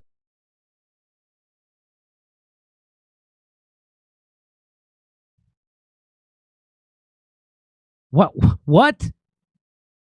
What is going on there? I don't want to show it too many times, but yeah. You can see what Jimmy's getting at there. I had to try this case, and I've tried criminal defense cases in the past. And going back to what you were saying earlier, that's why we criminal defense attorneys tell people, stop talking. Don't talk to anybody. Because it's too hard to tie down a story perfectly that's going to exonerate you. So just shut up and let us do it at trial. But what I would do if I was the criminal defense attorney, as I'm doing my opening statement, I would have the images I intend to introduce as evidence of the T-shirt puffed up in all these ways that are inconsistent with a gunshot. Because all I'm trying to do is prove that he didn't die by 30-06 from the Losi Center. That's it. I don't care how he died. But if the T-shirt is inconsistent with a 30-06 from the Losi Center, then my guy goes home. I mean, Tyler walks if Barron's his representation. I mean, what? Tyler walks. I'm not saying he should. Listen, I'm just saying, I think Barron would handle that pretty well. Pretty easily. And it's weird. And I've already talked about this when it came to his defense and the prosecution and the whole thing, and they're keeping it all in-house, and Utah's very close-knit. It seems like they're not even doing half the work of what Barron's done. Not even half of what Barron's done. Just that alone. Right? Like, is that a thing that they know in their head? Or are they going to be like everybody else and feel like there has to be a little bit of professional virtue signaling where they can't bring up what was happening with his t-shirt because they don't want to look like crazy people, or because they don't want Tyler to actually get off? I don't know. But if Barron was doing his thing with Tyler, it would be a closed case, I think. Heard of any explanation about the t-shirt doing that? Has anybody tried to give a lie about that yet? Yeah, I mean, they've a million people have tried. I don't say a million. A lot of people have tried to shoot dummies and mannequins and try to get t-shirts to do that with a bullet. It doesn't work. The best explanation I've heard, the one that they'll probably go with at trial if it's raised, is that the neck cavitation would create some sort of pull on the chain in the t-shirt sufficient to cause it all to move simultaneously like that. I don't buy that. I think it's ludicrous. It defies, in my opinion, physics and common sense. It doesn't look like the t-shirt's being pulled by neck cavitation. It looks like it's being blown open by some sort of gas or some sort of charge or discharge under the shirt. And if anybody knows how to make pagers explode, we know of a Middle Eastern country that knows how to do that. And it seems like that's exactly Saudi Arabia. He's talking about Saudi Arabia. I'm pretty sure that's who he's talking about. Jordan? I think he's probably talking about Jordan, right? That's what I think. That's what I think. What happened? Any commentary on Frank Turek lying about him FaceTiming? I think Frank Turek is a fundamentally dishonest person. He has been caught in so many lies over the course of this thing. That's clearly not FaceTime. Everyone knows that. He actually was seen FaceTiming on the other side of the courtyard earlier, and it looked like he was FaceTiming. It looked plain as day. You could see the images on the screen. You could see the transmission. There's nothing on that screen right there. I have no idea what he's doing. I don't know if he's using his cell phone as some sort of wireless tether to provide a better signal. I don't know what he's doing. I saw another person analyze this very video, and they said that you can kind of make out at certain points what's on his phone, and it looked like a feed from a drone that was and because they matched up the picture on his phone with the picture that they had from this other drone. And so that's what I don't know if you've ever seen that. Have you seen anybody saying that? I have. I don't know that I buy it. Okay. But I know that I don't buy FaceTime either. Yeah, it's not FaceTime. Hey, come see me on tour in Lansing, Milwaukee, San Antonio. Man, I can't wait till I'm announcing tour dates like Jimmy Dore. Man, I can't wait. I'm going to figure it out, guys. I'm going to figure it out. But Baron Coleman, ladies and gentlemen, hitting the big time.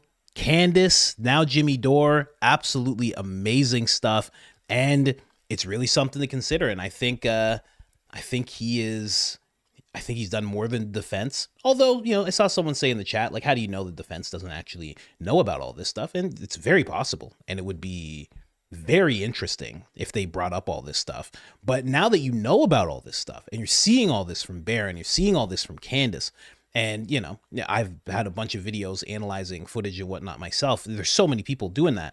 When you see all that stuff, if they don't bring up any of it, that gets very odd. If they don't bring up any of it, they don't bring up anything that Baron's talked about. They don't bring up anything that Candace has talked about. Nothing.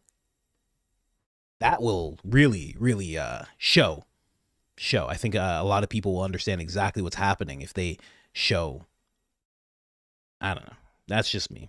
There's 10,000 in the chat, guys. I had no idea. Thank you so much. Hit that like button for I Know Black Poppy. Yay!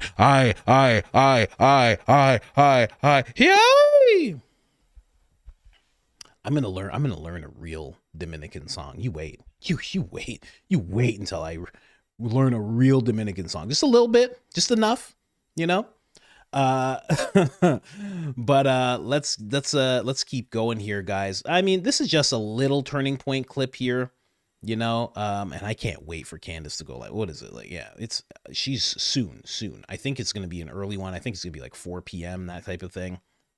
I saw somebody, I don't know if it was a super chat, but they were like, me and my husband have to control ourselves to not say I know Black Poppy in public. And hey, I get it. You don't want to explain it all. You know, it would be rough to have to explain that to people. They're just not going to get it. You got to be here. You got to be here in the live stream to really get it, you know? Couldn't explain that to somebody on paper. It looks crazy. And then you're saying it too? Oh, man. Especially if I don't know who these people were that said this in the chat, but if they're white, I mean, it's very hard to explain that away. I mean, it's correct, but it's going to be hard to explain to somebody why you're saying that. So this is Turning Point, just running a little cover for the files. You know, there is these hardcore people on the right, I could say. They're really, not even hardcore. I guess we can say the shills of the administration. They've really dug their feet into the idea that, you know, the only reason that anything was released is because of the current admin. Like, that's the only reason. It has nothing to do with Massey. In fact, Massey's bad. And if Massey did anything, it was only to expose Prez Orange. It's like, it's mental gymnastics just at its best. And Turning Point is doing the exact same thing. Andrew and Blake are just kind of running this weird cover where it's like, yeah, you know, things were released and, you know, they're trying to make Prez Orange look bad. But the thing about it is he looks great. And it's such an odd thing. And then you actually see the thing. I mean, don't have to get into it, but the things that were released about Prez Orange, they didn't all look good. Some of them look good, but some of them did not. Anyway. But listen, there are things happening in the background at the DOJ that we just need to keep our eyes on. And we need to sort of say, listen, the wheels of justice turn slowly sometimes, but they are. Really quick, somebody said, yeah, learn a real song. Oh, this iPoppy stuff is, I don't like that. Hey, listen, you get it again because you did that. Okay? Listen up. Turn your volume up. I know Black Poppy. Yay! Everyone in the chat. Put the eyes on. Put the eyes on. Put the I know Black Poppies on, please, for this person. Oh, I don't like that song. Actually, you should learn a different song. I can't wait because I don't like the things that you do. That's what you get. We double down around here on I Know Black Poppy. I'm sorry to interrupt. Let's go back. But listen, there are things happening in the background at the DOJ that we just need to keep our eyes on. And we need to sort of say, listen, the wheels of justice turn slowly sometimes, but they are happening, okay? And again, I would mention the name Reid Hoffman. You've seen this just this morning that Bill Gates has dropped out of a speaking engagement due to increased scrutiny over the Epstein files. Kathy Rumler has stepped down at Goldman Sachs because of her connections to Jeffrey Epstein. And it was worth mentioning that she was Obama's longest-serving White House counsel. So the DOJ's release of these documents, obviously spurred on by Ro Khanna and Thomas Massie, who have attempted to weaponize the release of these documents for their own political ends. It remains unclear what their ultimate intentions are here. But the whole point is, it remains unclear what their ultimate intentions are. We want all the names released so there can be arrests. And we want people prosecuted. We want everybody to know who these people are who did these heinous things. Andrew's like, I don't really understand why they want all these names released. Hey. If I'm in charge, you get investigated just for that. We just look into you just for that. What did you say? You don't understand what the main objective is? It's to get people arrested who did terrible things. Everyone who was around the pentagram, okay, who were all holding candles and wearing cloaks and sucking the energy out of people, those people go to jail. That is the main thing. Everybody knows that's the main thing. Why are you acting like you don't know? That's the main thing. That's what everybody wants. Everybody who worships Moloch and Baal goes to jail, and they never sit in any public political office ever. They step down as CEOs. They step down as presidents. Presidents of companies. They step down, and they don't get to be in the public eye anymore. They are outcasted. That's what everybody's looking for. They get to go to an island, and they get to stay there. That's what everybody's hoping. I'm not sure what the I'm not sure any I don't know what their goals are here. What?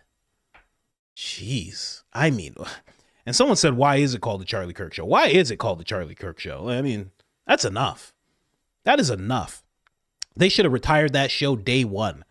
And if you want to keep it going for his family, for ad revenue, just put together compilations of Charlie Kirk just owning people at, just his speeches, things like that.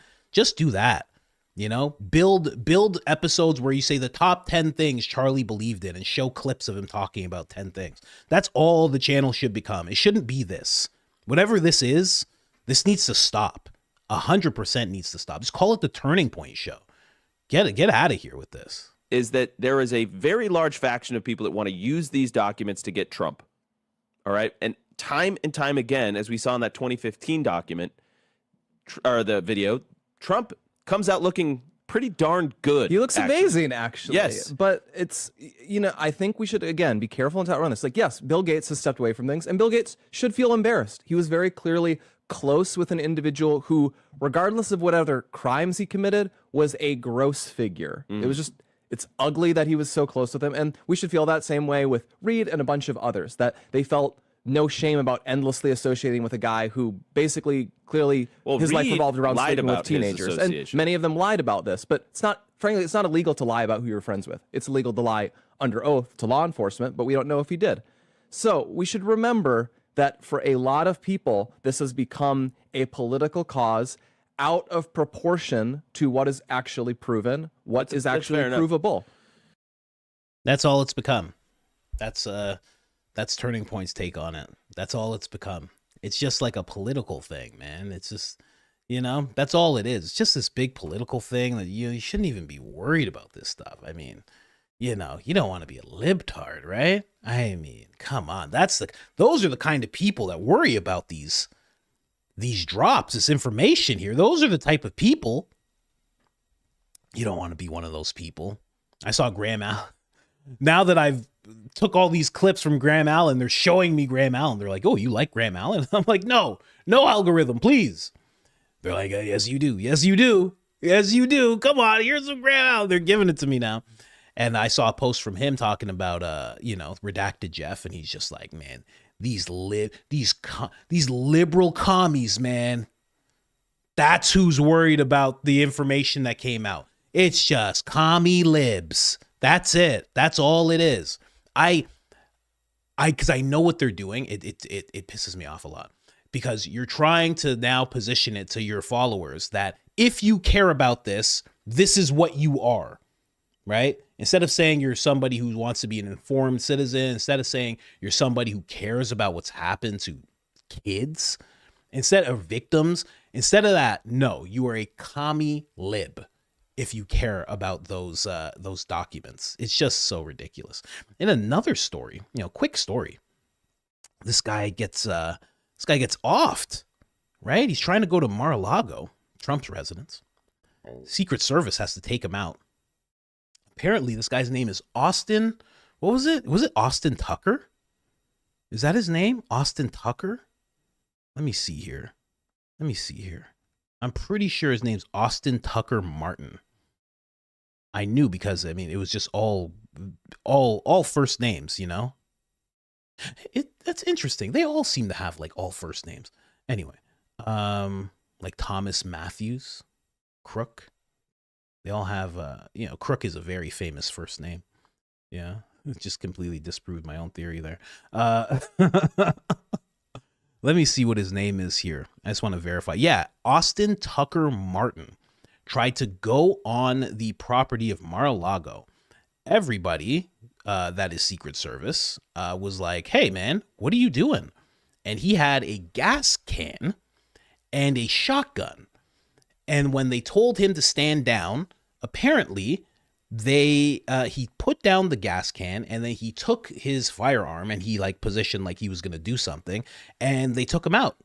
And this case closed. That's what they did. Now, what they're doing to use this is they're saying the reason that this guy was so nuts and decided to do something so dastardly is because he was obsessed with Redacted Jeff and everything that came out with Redacted Jeff. That's what they're trying to position it as, is that he was just so obsessed reading these documents that it caused him to grab a gas can and a firearm and go to Mar-a-Lago. That's what they're saying.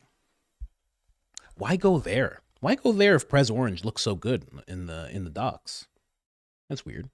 Someone asked Blake that. Very weird stuff. So he just gets taken out right away. But thank God. I mean seriously, thank God that Pete Hegseth is lifting 315 pounds.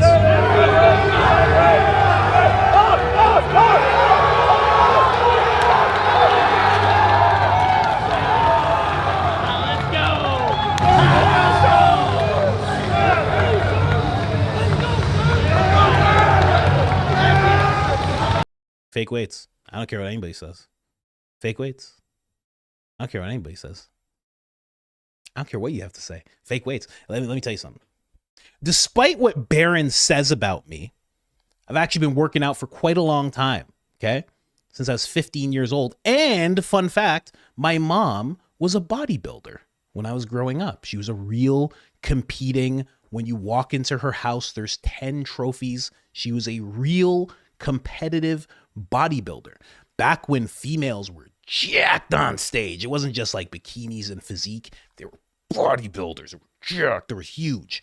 She actually worked out with like a couple Mr. Olympias and stuff. So right here, okay, I'm just gonna dissect this really quick.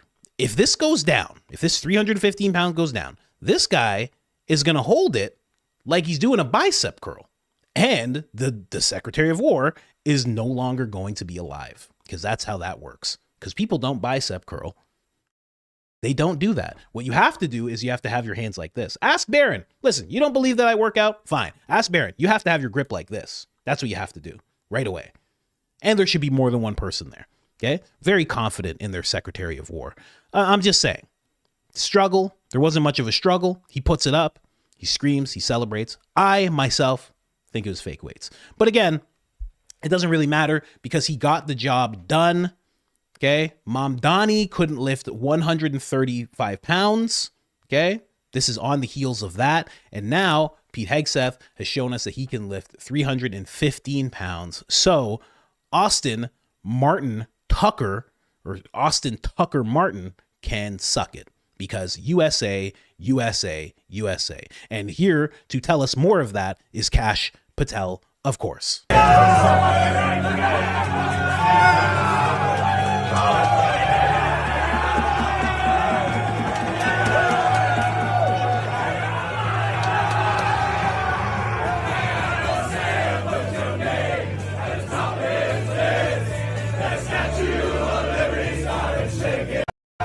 We are so back. We are so back, guys. What? Kash Patel down in beers, right? We got this kid rolling up to Mar-a-Lago. We got Redacted Jeff documents just everywhere. But at least we have Kash Patel and Pete Hegseth showing us what's what when it comes to America. We are so back. Look at that. Absolutely amazing. He's down in beers. He's celebrating with people. And he's not letting the lib media tell him what he shouldn't be doing. That was the first thing I thought. That's the first thing I saw. Kash Patel's not backing down from the lib media after. It's like, oh, okay. It's only the people who are libtards who don't like the fact that the guy who said he would day one arrest a bunch of people, he would release the black book. He said for sure there's a list. He said he saw the black book. He said he saw it and he knew who had it, and he knew if he was director, he would have it. And he said day one, he would release the names. That's what he said. It's just liberals who are upset with him. It's not the people who were on his side and were pushing for him to get confirmed and celebrated when he did, and then watched him and his country music sensation girlfriend just skate around on honey, just honey on their heels, just sliding around, just getting sticky, you know? It's not us. It's not us that's upset. It's the libs. Good. I'm glad we sorted that out. But yeah, that was just a little thing that happened. I say all that to say that was just a little thing that happened at Mar-a-Lago. So just so you know, if you keep looking into the documents, you're going to turn into that type of person. And I'm sure that's the narrative that they're going to be running with. You need to calm down with the documents. Too much documents on your brain can cause you to do crazy things. That's what they're going to go with. I'm 100% sure. Now, we have Tucker Carlson. Now, apparently Tucker Carlson actually broke his silence on this whole thing. You know, I have to talk about this a little bit because Benny Johnson shows that Tucker is detained in Philadelphia, right? He shows that Tucker's detained. All good. Then he shows another video where there's a small clip released, right? And it's Tucker Carlson just has his hand around somebody while he's in the airport. He takes a picture with the person. That person's very thankful. And him and his business partner walk away. It's all smiles. And Philadelphia released that to show nothing happened to Tucker. It's all good. Benny takes that, runs with it, says, how could we be mad at this? I mean, you know, Philadelphia didn't do anything wrong. How could we possibly be mad at this whole situation? And then it comes out, well, and then Benny runs through everybody who's insulting Tucker. You know, doesn't dispute it, refute it whatsoever. Okay. Then it comes out, Tucker breaks his silence on the whole thing and speaks on the entire experience that he had. I'll show you some of that in a second. And then Benny's just like, well, this is what we needed to know. Like, you know, he's like, you know why this pisses me off? And it's like, bro, you were just bashing him and letting people bash him. And now you're talking about why this pisses you off and like that you're on Tucker's side. Like, just read the tweets, bro. Just read the tweets. If this is how you're going to be, you can't bash him and then less than 24 hours later be like, man, I knew Tucker was telling the truth the whole time. It's like, what are you doing? I don't know, man. I like Benny though. I do. Kind of at times, but I just found that to be very, I don't know. It was weird. It was weird. I want to say slimy, but I don't want to call Benny slimy. I like him. But it was very a slimy thing to do. It's like you're bashing the guy, then all of a sudden you're talking about, you know, you're trying to speak on his behalf of why this is so annoying and how could they do this to Tucker. Very weird. It turns out the little clip that was shown, it was actually Tucker talking with his driver. So he had a driver apparently. There was some kind of driver that came in and said, can I get a picture with Tucker? Tucker said, sure, you can do that. And his business partner took the picture. So the guy didn't even have anything to do with the airport. He didn't have anything to do with the soldiers or the men who came up to interrogate Tucker and take his executive producer away. It had nothing to do with anything. They just showed that clip completely dishonestly in order to make Tucker out into a liar, which is just wild. And I knew that this really happened. I didn't need Tucker to break his silence to tell me this really happened. Of course this happened. Of course it did. And it's not a regular thing that happens to everybody. Anyway, let's get into what Tucker has to say about the whole thing. And the plane is sitting right outside and we're ready to go. And for some reason, the Israelis still have our passports. There are 5 of us there. And 4 of us are flying out on this plane. One's flying out commercial with our gear. So my business partner and I, which were standing there, we've never left the airport, never went anywhere. But our 2 producers have spent the night before in Tel Aviv. And they're called into rooms and given the 3rd degree. Now, keep in mind, they're about to get on a plane and leave. In fact, we're late. We have to get out of there. We have a slot to get out. And security, whoever this is, won't let them go. So I don't really know what's going on at this point. I'm like, where are our guys? We got to get out of here. So one of them comes out and he says, that was the weirdest experience in my life. They asked me questions about the interview. Who did you speak to? Keep in mind, this was like 8 feet from where we did the interview. Well, the U.S. ambassador. I'm like, Huckabee, what did you talk about?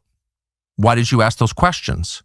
Was it a hostile interview? And of course, everything in the diplomatic terminal is taped. It's a police state. It's a surveillance state, obviously. Put software on your phone. Everybody knows this. Okay, they're constantly spying on you more than probably any other country. And so they know the answers to these questions. But they're asking my producer, like, where do you work? How many people work? I have to say, that's exactly what I said. I said they would know exactly what was said because it is such a secure place. Of course they would know what was said in the interview.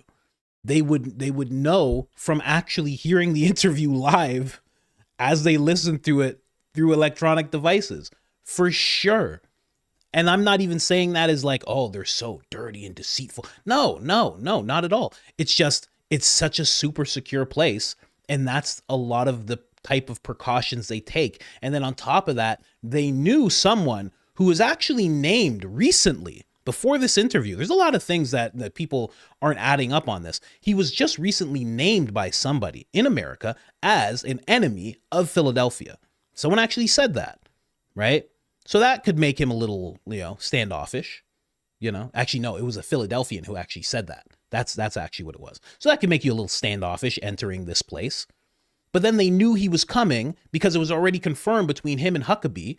So they knew where he was going to go. They knew where the interview was going to be. They knew everything about the whole thing. So of course they're going to be able to listen in on it. Like, why wouldn't they? Work there. Do you go to the office? Where is the office? What are their names? They're doing like an intel op and a humiliation exercise on my producer. This isn't security. We're leaving right now. And they're holding his passport. The interrogator is holding the passport in his hand as he's asking these questions. So he's telling me this. And I said, this is the most outrageous thing I've ever heard. Huckabee's gone by this point. You're an American citizen who's just had a conversation with the U.S. ambassador, and some thug is demanding details of that conversation? I hope you didn't answer. And he's like, no, I didn't. I don't know what to say.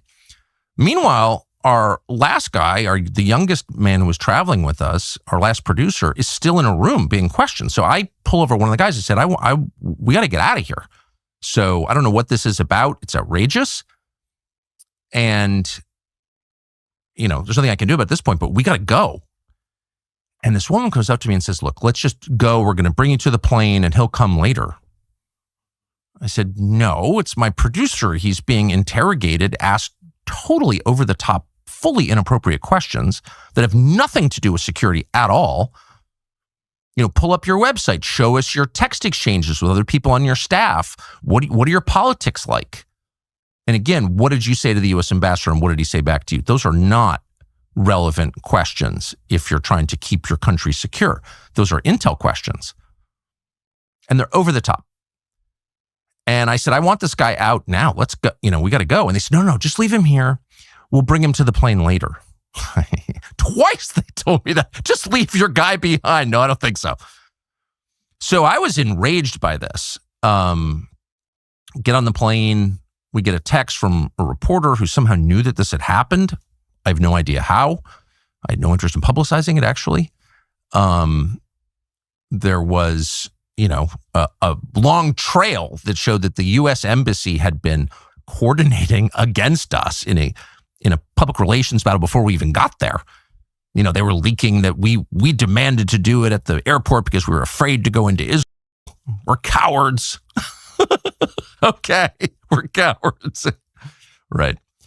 And so I just said to the reporter by text, they pulled my guys into a room, interrogating them. This is outrageous, et cetera, et cetera, et cetera.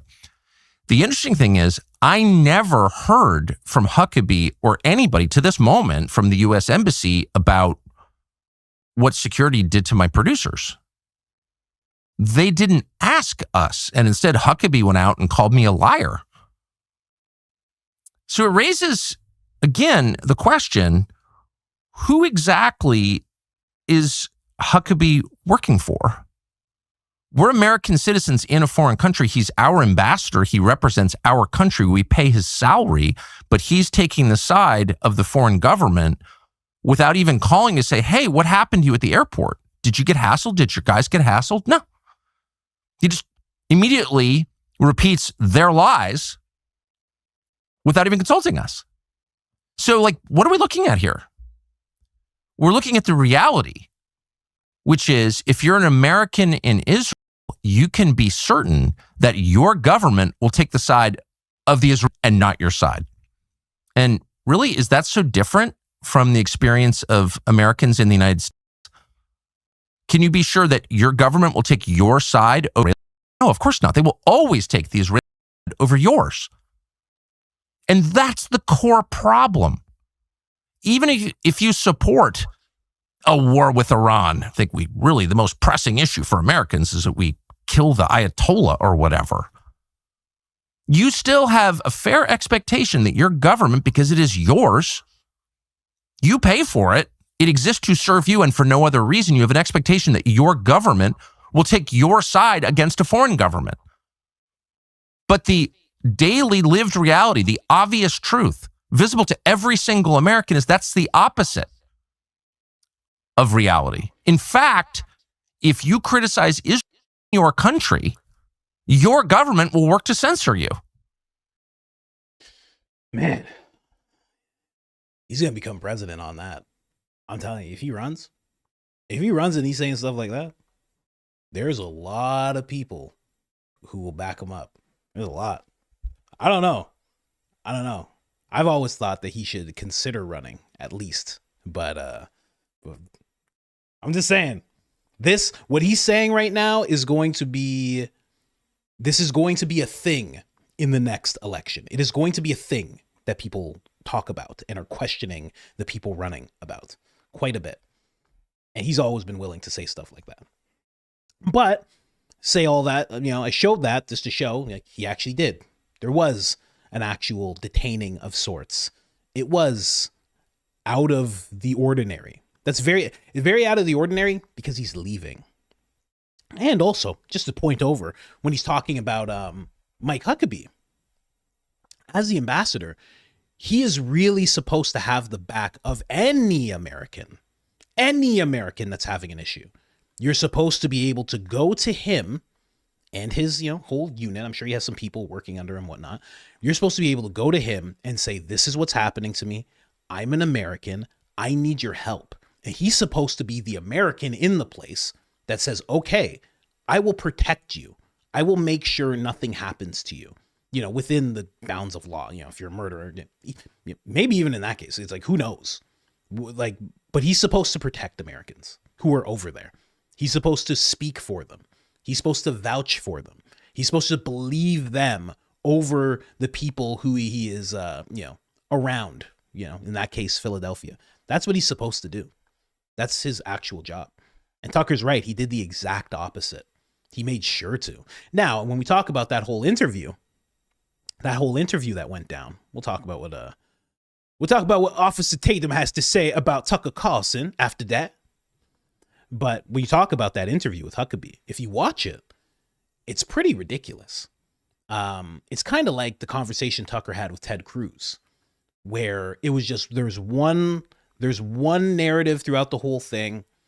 Huckabee can't say anything that is vaguely critical, not even critical of Philadelphia.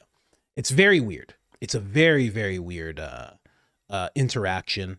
They're trying to be friendly, but at the same time, you can tell they're like very much butting heads because of the way they feel about the subject.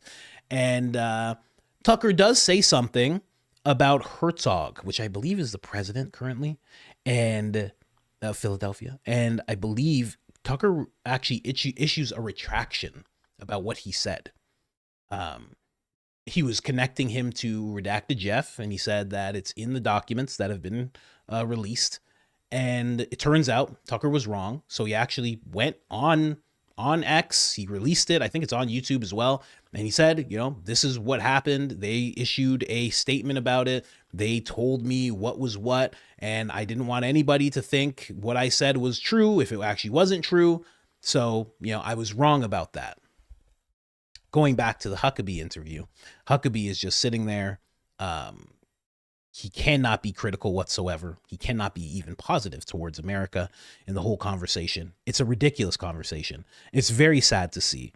Because again, he's supposed to be American representation in that place. So just consider that if you're going over there. The guy who's supposed to rep you is he's gonna throw you under the bus. He's gonna wait for the tire to come. He's gonna throw you under the bus. That's what he's gonna do. But Tucker issues that retraction and apologizes, right? Pretty good. That's what a journalist is supposed to do. Officer Tatum, and this is not even the clip, I'm just going to tell you about it. Officer Tatum's like, you should own this. You should own it. How dare you? You're a liar, Tucker Carlson. He's like, you should own what you said. You know what? I'll even find it. I don't want you guys to see X without because sometimes people send me memes. Sometimes the memes are out of control, guys. You gotta, if you want the memes to be shown on here, you gotta, bring it back. You gotta take it down a notch, just a little notch. Where is it where I say he's a moron? Because that's what I do. That's what I do. There it is. Boom. You know, because then I say, own it. He shouldn't have issued a retraction. He shouldn't have set the record straight for Herzog and for the people. He shouldn't have done the right thing. Honestly, you're a moron sometimes. Now, that's me. And I'm talking to Officer Tatum, of course. Go up there. Why won't it go up? Oh my God, is it frozen? Every time I talk about this place, everything freezes. All right, it's not why is it not letting me go up? Did he block me? Oh, Officer Tatum might have blocked me. Oh, did he block me? Man, did it finally happen? Oh, it was bound to happen eventually. Did he block me? I can't believe he blocked me. That's absolutely wild. I mean, I completely deserve it. 100%. I do not like him or what he has to say about things. So I completely get it if he did block me. I think he did. That's it. What am I going to do if I cannot show you any more Officer Tatum content? I always want to show Officer Tatum content. And if I cannot do that now, what will I do ever? Nah, he didn't block me. It's just not letting me show what I want to show. But anyway, he ends up saying, you should own it. You should not. You shouldn't be issuing a retraction. That is the sentiment between all of the very pro-Philadelphia people, the Zio Philadelphians. They all start saying, how dare you, Tucker? Oh, you're backing down. It's like he's literally just doing what a journalist is supposed to do. He hit Huckabee very hard. He went very hard at him. He put pressure on him. He said something that wasn't actually true, and he did a retraction. All in all, the interview's very good. It's 2.5 hours of Huckabee pretty much getting grilled in the friendliest way possible. Officer Tatum didn't like it, and in general, Officer Tatum does not like Tucker Carlson. I wonder why. It's weird. Like, you know why I don't like Tatum? Well, it's because he seems like a paid shill. I don't know that he is, but he seems like one. That's why I don't like him. Why could he possibly not like Tucker? Tucker Carlson is the dumbest, most disingenuous person on planet Earth. I despise Tucker Carlson. I despise him and anybody else that think this guy it makes any sense. He's a lying sack of sugar honey iced tea. He's a D-bag liar. And look, bruh, if you don't like Israel and you're an anti-Semite, just say it. He just said sugar honey iced tea. That's pretty good. I like that. I'm going to use that. Sugar honey iced tea, right? That's pretty good. That actually is pretty good. So you can see what Officer Tatum wants to say about Tucker Carlson. And because I don't like Islam. Like, it's just ridiculous. Absolutely. Perfect face, perfect frame to catch him on. This guy's calling somebody else dumb. How about that? Well, that's how the internet works, right? It's just ridiculous to me. So ridiculous. But I just wanted to touch on that really quickly. So Tucker Carlson was actually detained. Benny kind of did blast him for no reason that I could see. And now they're all going at Tucker. And Tucker actually revealed something. I should actually talk about this in the whole Tucker situation. Tucker revealed that the Emperor of Philadelphia, somebody gave me a way to say his name, like the way I say Balix Tones and I can't remember what it was, but I'll just say the Emperor of Philadelphia. It was revealed by Tucker. He said that the Emperor of Philadelphia actually threatened 2 members of his family, which I found really wild. He broke down why it happened and how it happened, but it was just really interesting. And he wanted to get in contact with the Emperor of Philadelphia, the Sith Lord of Philadelphia, and he wouldn't. He refused. BB was like, no, I will not talk with Tucker at all. We will not talk things out at all. And it just speaks more to what Andrew Colvett said to Candace about there being a credible threat towards Tucker and Candace. Now, I can't say that can't say that it's the Sith Lord of Philadelphia. I'm not saying that, but I am saying that is, if you were in that situation, you would feel tension. If a leader of a country put pressure on your family members and then refuse to talk anything out with you, you would feel pressure. And that's what they're trying to do to Tucker right now. That's what they're trying to do to Megyn Kelly right now. They've been trying to do it to Candace. It's very interesting. You know, Ian gets the whole bot attack where it says, stop trying to expose us or we will end you. Right? It's interesting what they're willing to do. Somebody said Brandy was in Mexico, or sorry, Billy. Was it Billy or Brandy? They were in Mexico, but they're safe, apparently. It was a super chat on Barron's show, apparently. The secret Discord showed me that. It is very, very odd, but there's been some wild things happening in Mexico. I won't show this all the way. But these guys stopped this big tractor trailer, and they set it on fire. That's just like one of the few things. There are people in airports absolutely panicking.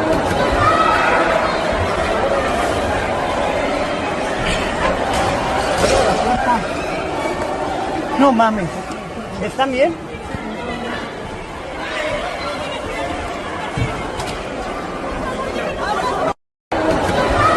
I mean, just nuts. So people are panicking. They think the cartel's going to come into the airport and start taking hostages. They have no idea what's going to happen. Nobody does. There's smoke everywhere. I mean, cars getting lit on fire, structures getting lit on fire. They're saying all the fires are due to the cartel themselves. And it just looks like a war zone, an absolute war zone. And the reason it looks like a war zone is because it is.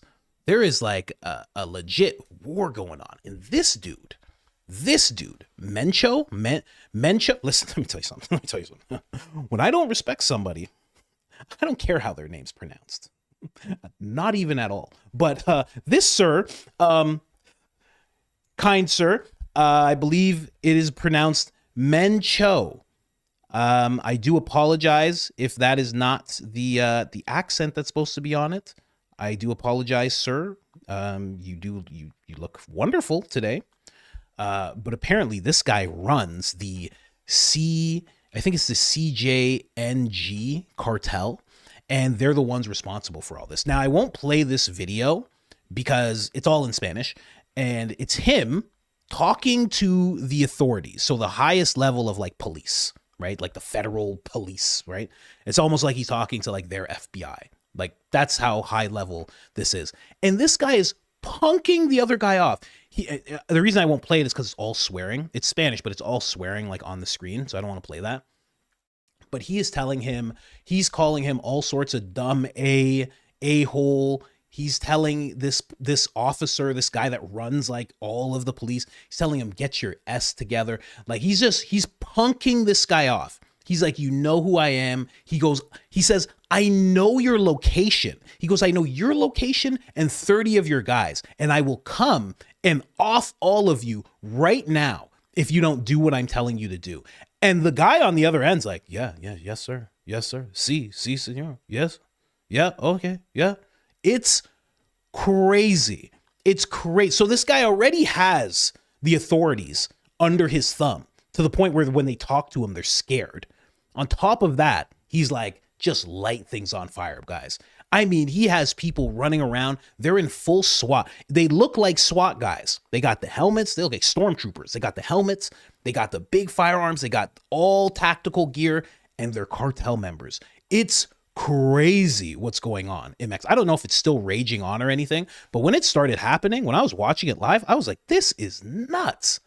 Absolutely nuts what was going on. All because of this dude. I mean, listen, Mexico is kind of at the point where I don't support it, but they probably should just let this guy run the country. I'm just saying for their own safety. He can flip the country upside down when he feels like it.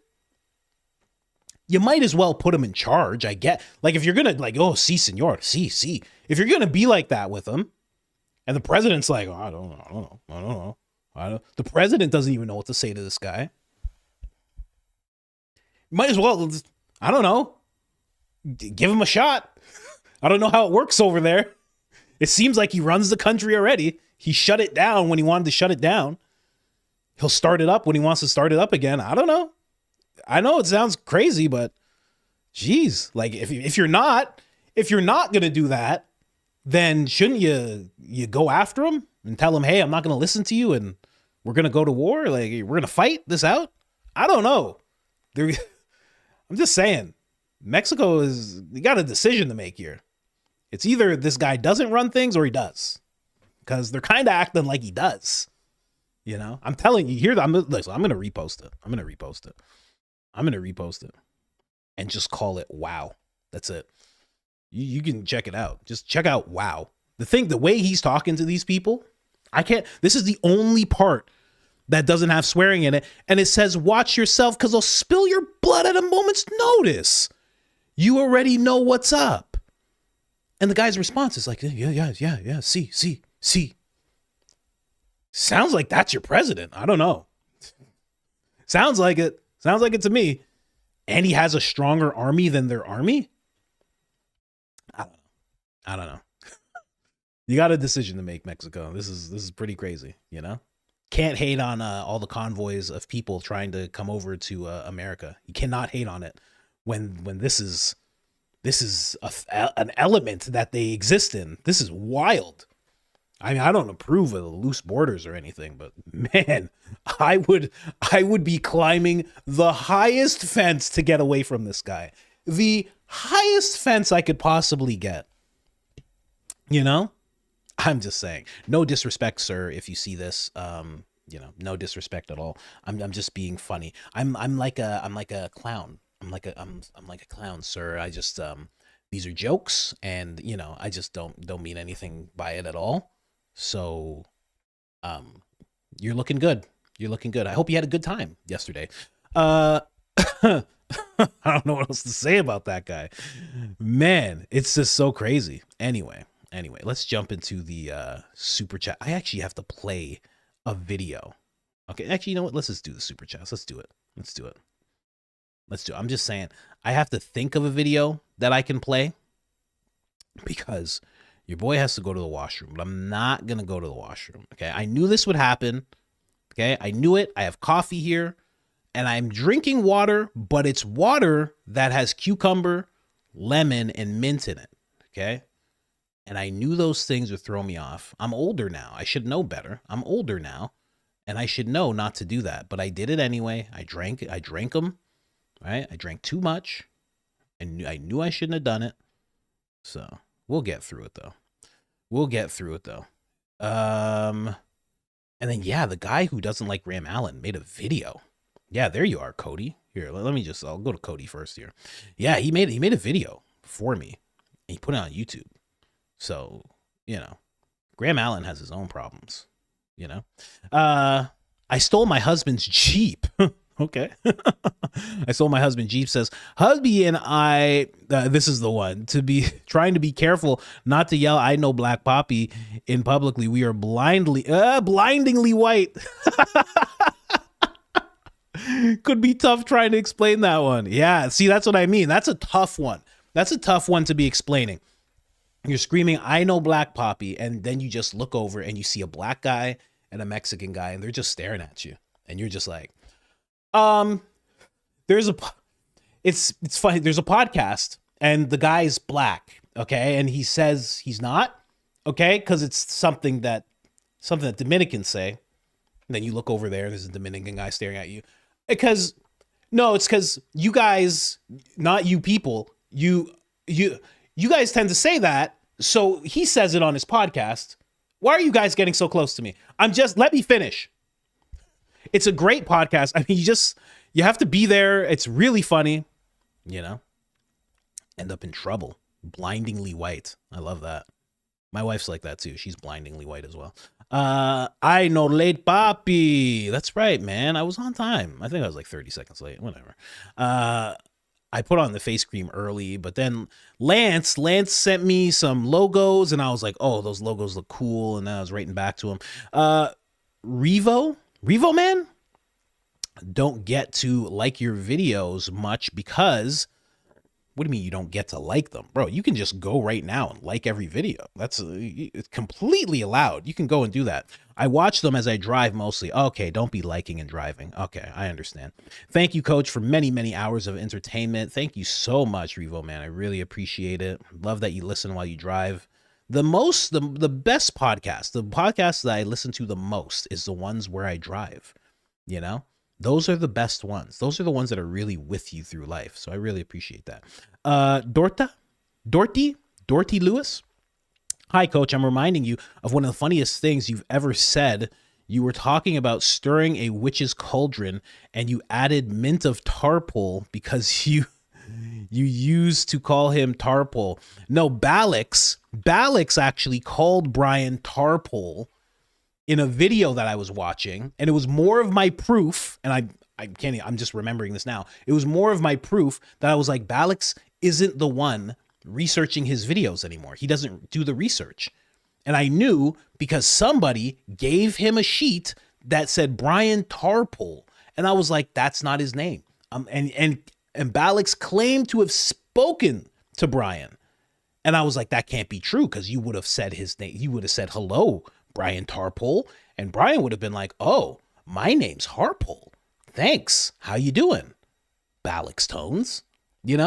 That's what would have happened in that interaction. So I knew he wasn't doing the work anymore. And it's become more and more apparent as time goes on. And that's why I was like, add mint of Tarpole.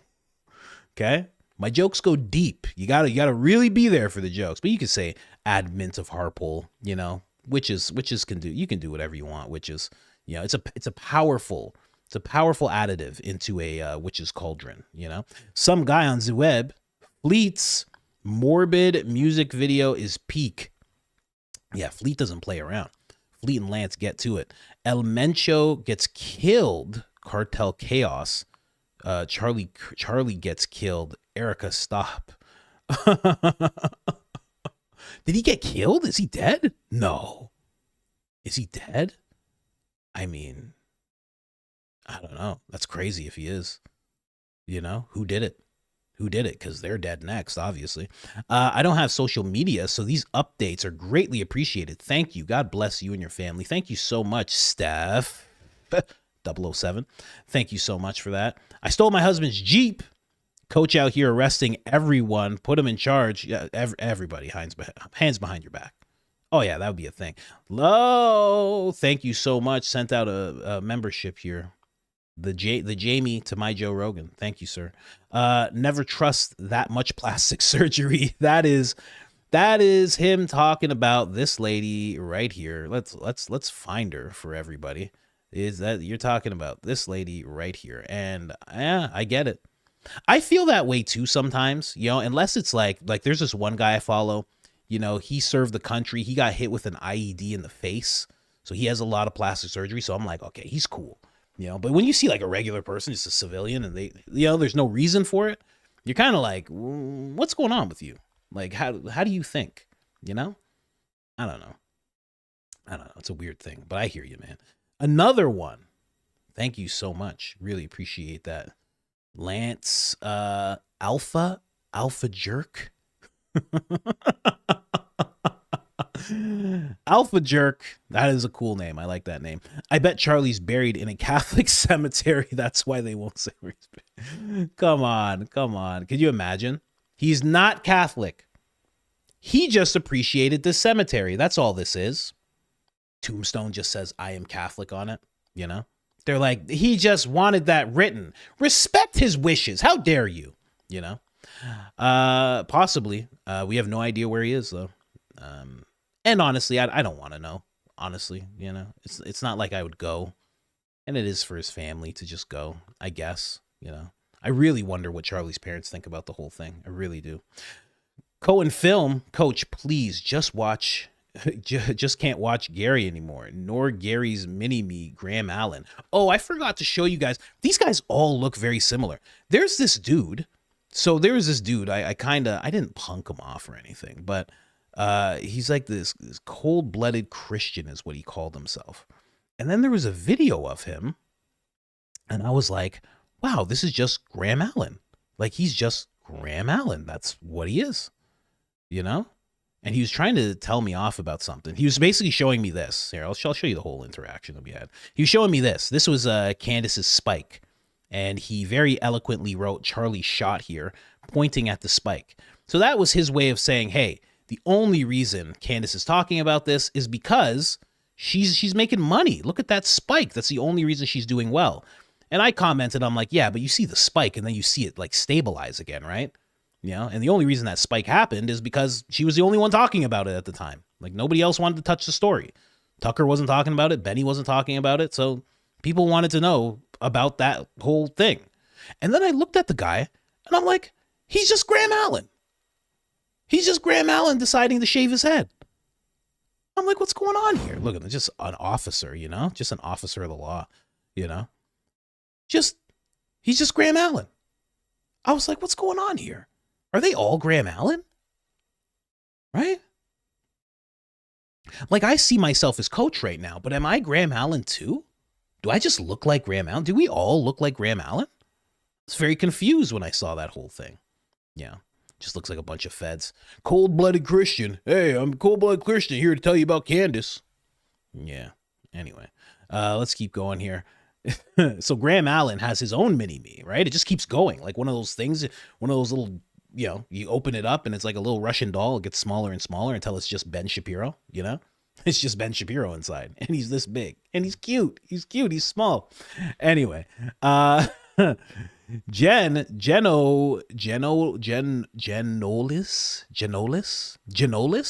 That's a pretty cool name. I probably said it completely wrong, but thank you very much. Brian Swoop. That's what I call you, no matter what your actual name is pronounced. I call you Brian Swoop. Go Max. Thank you. Tammy Lee, it's my birthday. I got a giant blizzard from God himself. Whoop, whoop. Be safe, everybody. That's hilarious. Where are you that you got a giant blizzard? And happy birthday to you. Happy birthday to you. Happy birthday. I hope it's been a fun day so far. What is it? It's still early in the day. I hope you get presents. Hope you have a great time.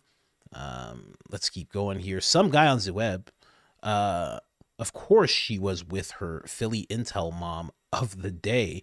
Gotta airtight that alibi. Yeah, right. You know, who was she with? She was with her mom, I guess. That's what Tracy says.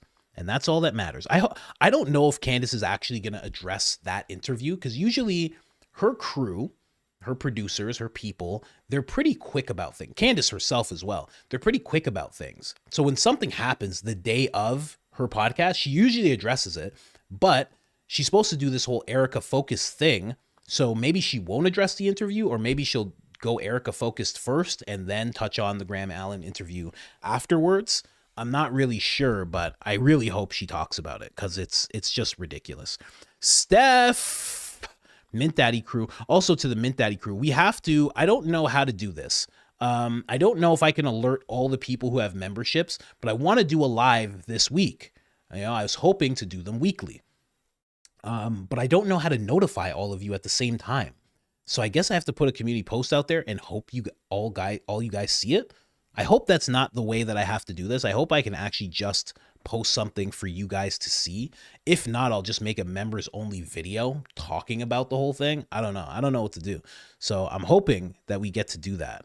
But we have a baby doctor appointment today. And I was being a little bit of a bad husband, and I thought I could do a live today, but we have the baby doctor appointment afterwards, and we cannot be late for that appointment. because of everything that's happened. So we have to, and we have to find out. We're finding out things. We're finding out really good things today. So did you see Maxwell in Canada? Yeah, I think it was Quebec. It was Quebec, and it's for sure AI. It can't be real. It just can't be. There's no way it's real. I think people do that all the time because I've seen the same video that you're talking about. Now, if you don't know what this person's talking about, there's a video where somebody's walking and they see Maxwell. She has gray hair and they're like, "Do I know you?" And she's like, "Oh, no."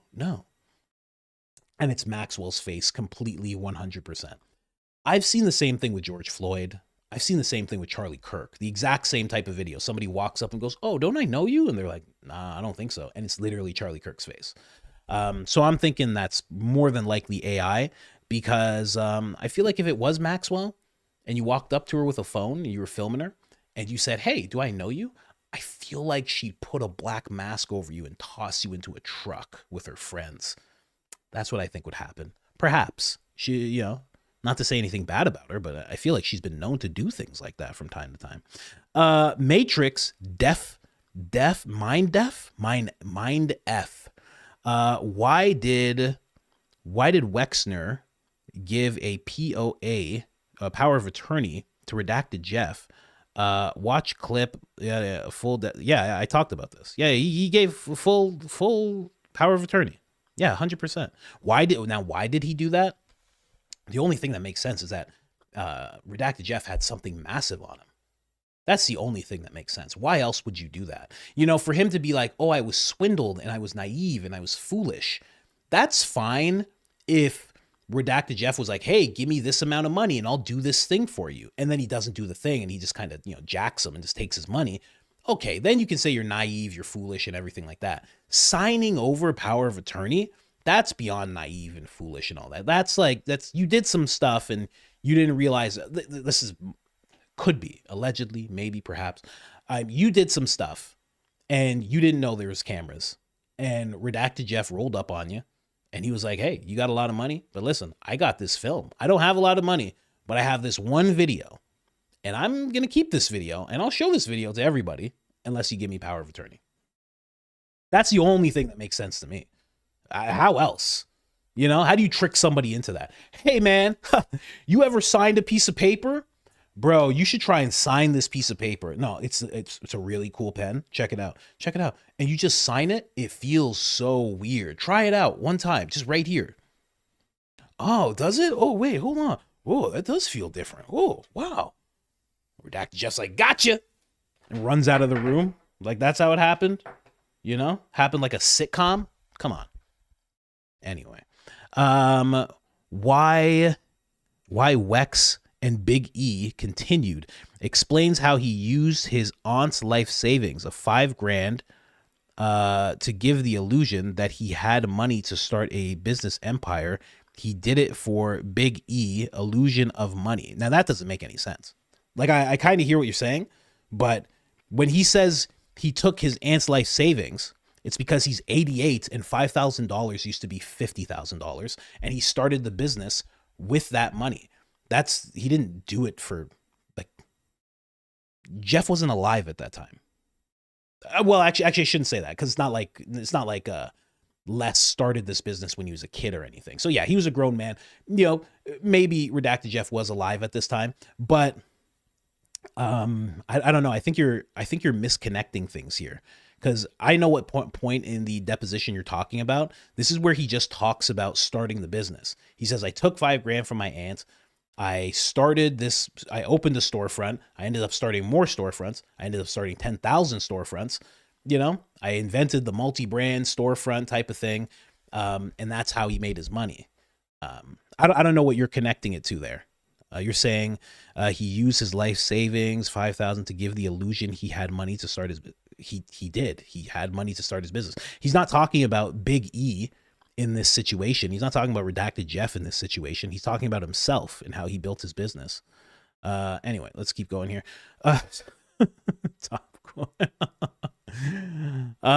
Top Boy says created AI just to say everything is fake, like Erika blames everything on Gigi.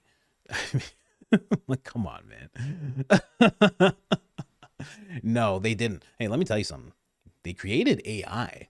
They created AI because there is a demon type of entity that is coming through that in real time. And it is becoming manifest through AI. AI will then be put into robots. Robots will have AI in it. AI will harbor the beast. The beast will be in the robots, and they will move throughout the earth in physical bodies, because the beast, the demons, the fallen angels, they want physical bodies and they want to be worshipped. So that's why they possess certain people in Hollywood and whatnot, which is why some of them have such wild looking faces and you can't figure out why someone would do that to their face. It's because there's demons inhabiting these people because they want to be worshipped and they want physical bodies. I took it deep there, but it goes way deeper than what you're thinking. There's a lot to that whole thing. I know. It's very weird, everything I just said. Girl with the voice. Sometimes people are too close to see. Sometimes people are too close to see. Eyes wide shut. Great show, coach. Sometimes people are too close to see. I don't know what that, what do you mean by that? I like the way that sounds though, you know? Hit that like button, guys. There's 8,000 of you in here. Why aren't there 8,000 likes? My wife should have already dropped a bunch of memberships on everybody. I think she set a goal of 6,000 likes today. Fleet sends a membership. Thank you so much, Fleet. Really appreciate you. Hope you're doing well. I know you sent me a message. I'll get back to you soon. Parado Ventures. Muy bien, papi. Muy bien. Muy bien, papi. Sí. Gracias. Lance, another one. Thank you so much, man. Really appreciate you. Coco Saget. They say that one single company uses 90% of manufactured glitter. I think the mystery is finally solved. It's just Turning Point. Turning Point over the past 6 months has bought all the glitter. They have caused a resurgence in the glitter industry. So Gary pulled another Gary. Yeah, Gary tends to pull another Gary. Gary pulls Gary after Gary after Gary. Jaguar Alpha has platformed you. Bless up. I don't know who that is. Who's Jaguar Alpha? I don't know who that person is. Never heard that name before. But I hope it's good. Michael. I love the name Michael. I have a lot of I've been really thinking about naming my son Michael. I love the name Michael. I have my best friends in the world are named Michael, like multiple best friends named Michael. So many people have helped me name Michael. You know, it's like Archangel Michael is like looking after me. Always a Michael comes into my life and helps me through things.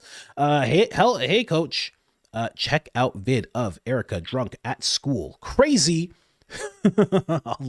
I'll check it out. Send me the title. Send me the exact title and I'll definitely check it out. Keep it up, coach. My parents and I watch you daily. Thank you so much for that. I love that you guys do that as a family. You see, and then people they wonder why I don't swear and stuff like that. It's because of stuff like that. You know what I mean? This person's watching it with their parents. Imagine I just started talking about all sorts of stuff, you know? I just started swearing. I just started talking about adult activity and you know what I mean? Person would be like, I'm with my parents, man, stop. And I'm just like, oh, and then all of a sudden, oh man. Could you imagine? You know? That's why I control myself, right? Lexi Warren? Why does Graham sound like Dr. Phil to me? Yeah, I kind of see what you're saying there. I actually do see what you're saying there. Another one from Fleet, friend of the show. Thank you so much, Fleet. We're gonna end off the show with a Fleet video. I thought it to be very appropriate. Remember Coach's beef with Jimmy? Jaguar Alpha. I don't know who Jaguar Alpha is. Is Jaguar Alpha Jimmy? Is that what people call Jimmy on the low? They call Jimmy Dore Jaguar Alpha. Yeah, we did. We had a back and forth, Jimmy and I. He was on my show and it was good and that was fine. But then there was a time where he tweeted something and I tweeted back at him and he decided to put it on his show and he did like a whole 10-minute segment. And it was more Kurt Mensker talking a bunch of smack about me and he didn't even know me. So I was just like, okay, he's just like doing the sidekick thing where he just has to talk smack about whoever. But it was interesting because Jimmy had the notion that everybody who's at a protest, this is actually what he said. He goes, everyone who I know who goes to protests know exactly why they're there. And I was like, that's just not a thing. There are so many examples of people at protests and they have no idea what they're doing there. In fact, it's come out in the past 8 months that there's actually a very strong network of people who are paid to be at protests. This is verifiable. The people are going to protest. They're finding the same people over and over again. They're finding websites. In fact, one of the guys that owns a website that actually puts people in these like paid, they pay, you can pay to have people like show up at your opening, show up at a launch, show up at a protest, like all sorts of things.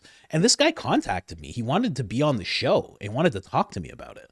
I found it very interesting. He says he's on the up and up and his company's fine, but other companies do it. I don't know.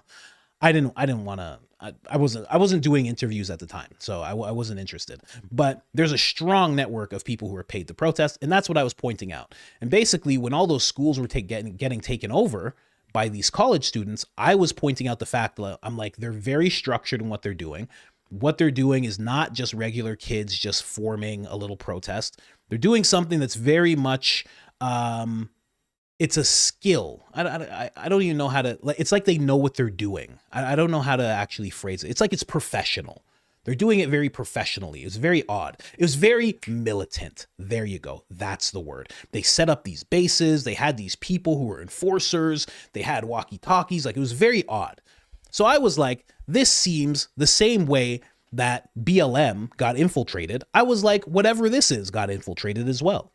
And Jimmy thought that that was a stupid notion. He thought it was very dumb. He decided to say so on his show. And then I did an hour response showing that there were multiple Antifa members that got arrested at these protests where he thought everybody was on the up and up. I showed various clips of people who were like, I don't know why I'm at this protest. We just showed up. I showed everything. Arrests, people getting paid. I showed the whole money structure of how it goes from Open Society Foundation that's owned by the Soros family to something called the Tide Center to two factions that actually pay.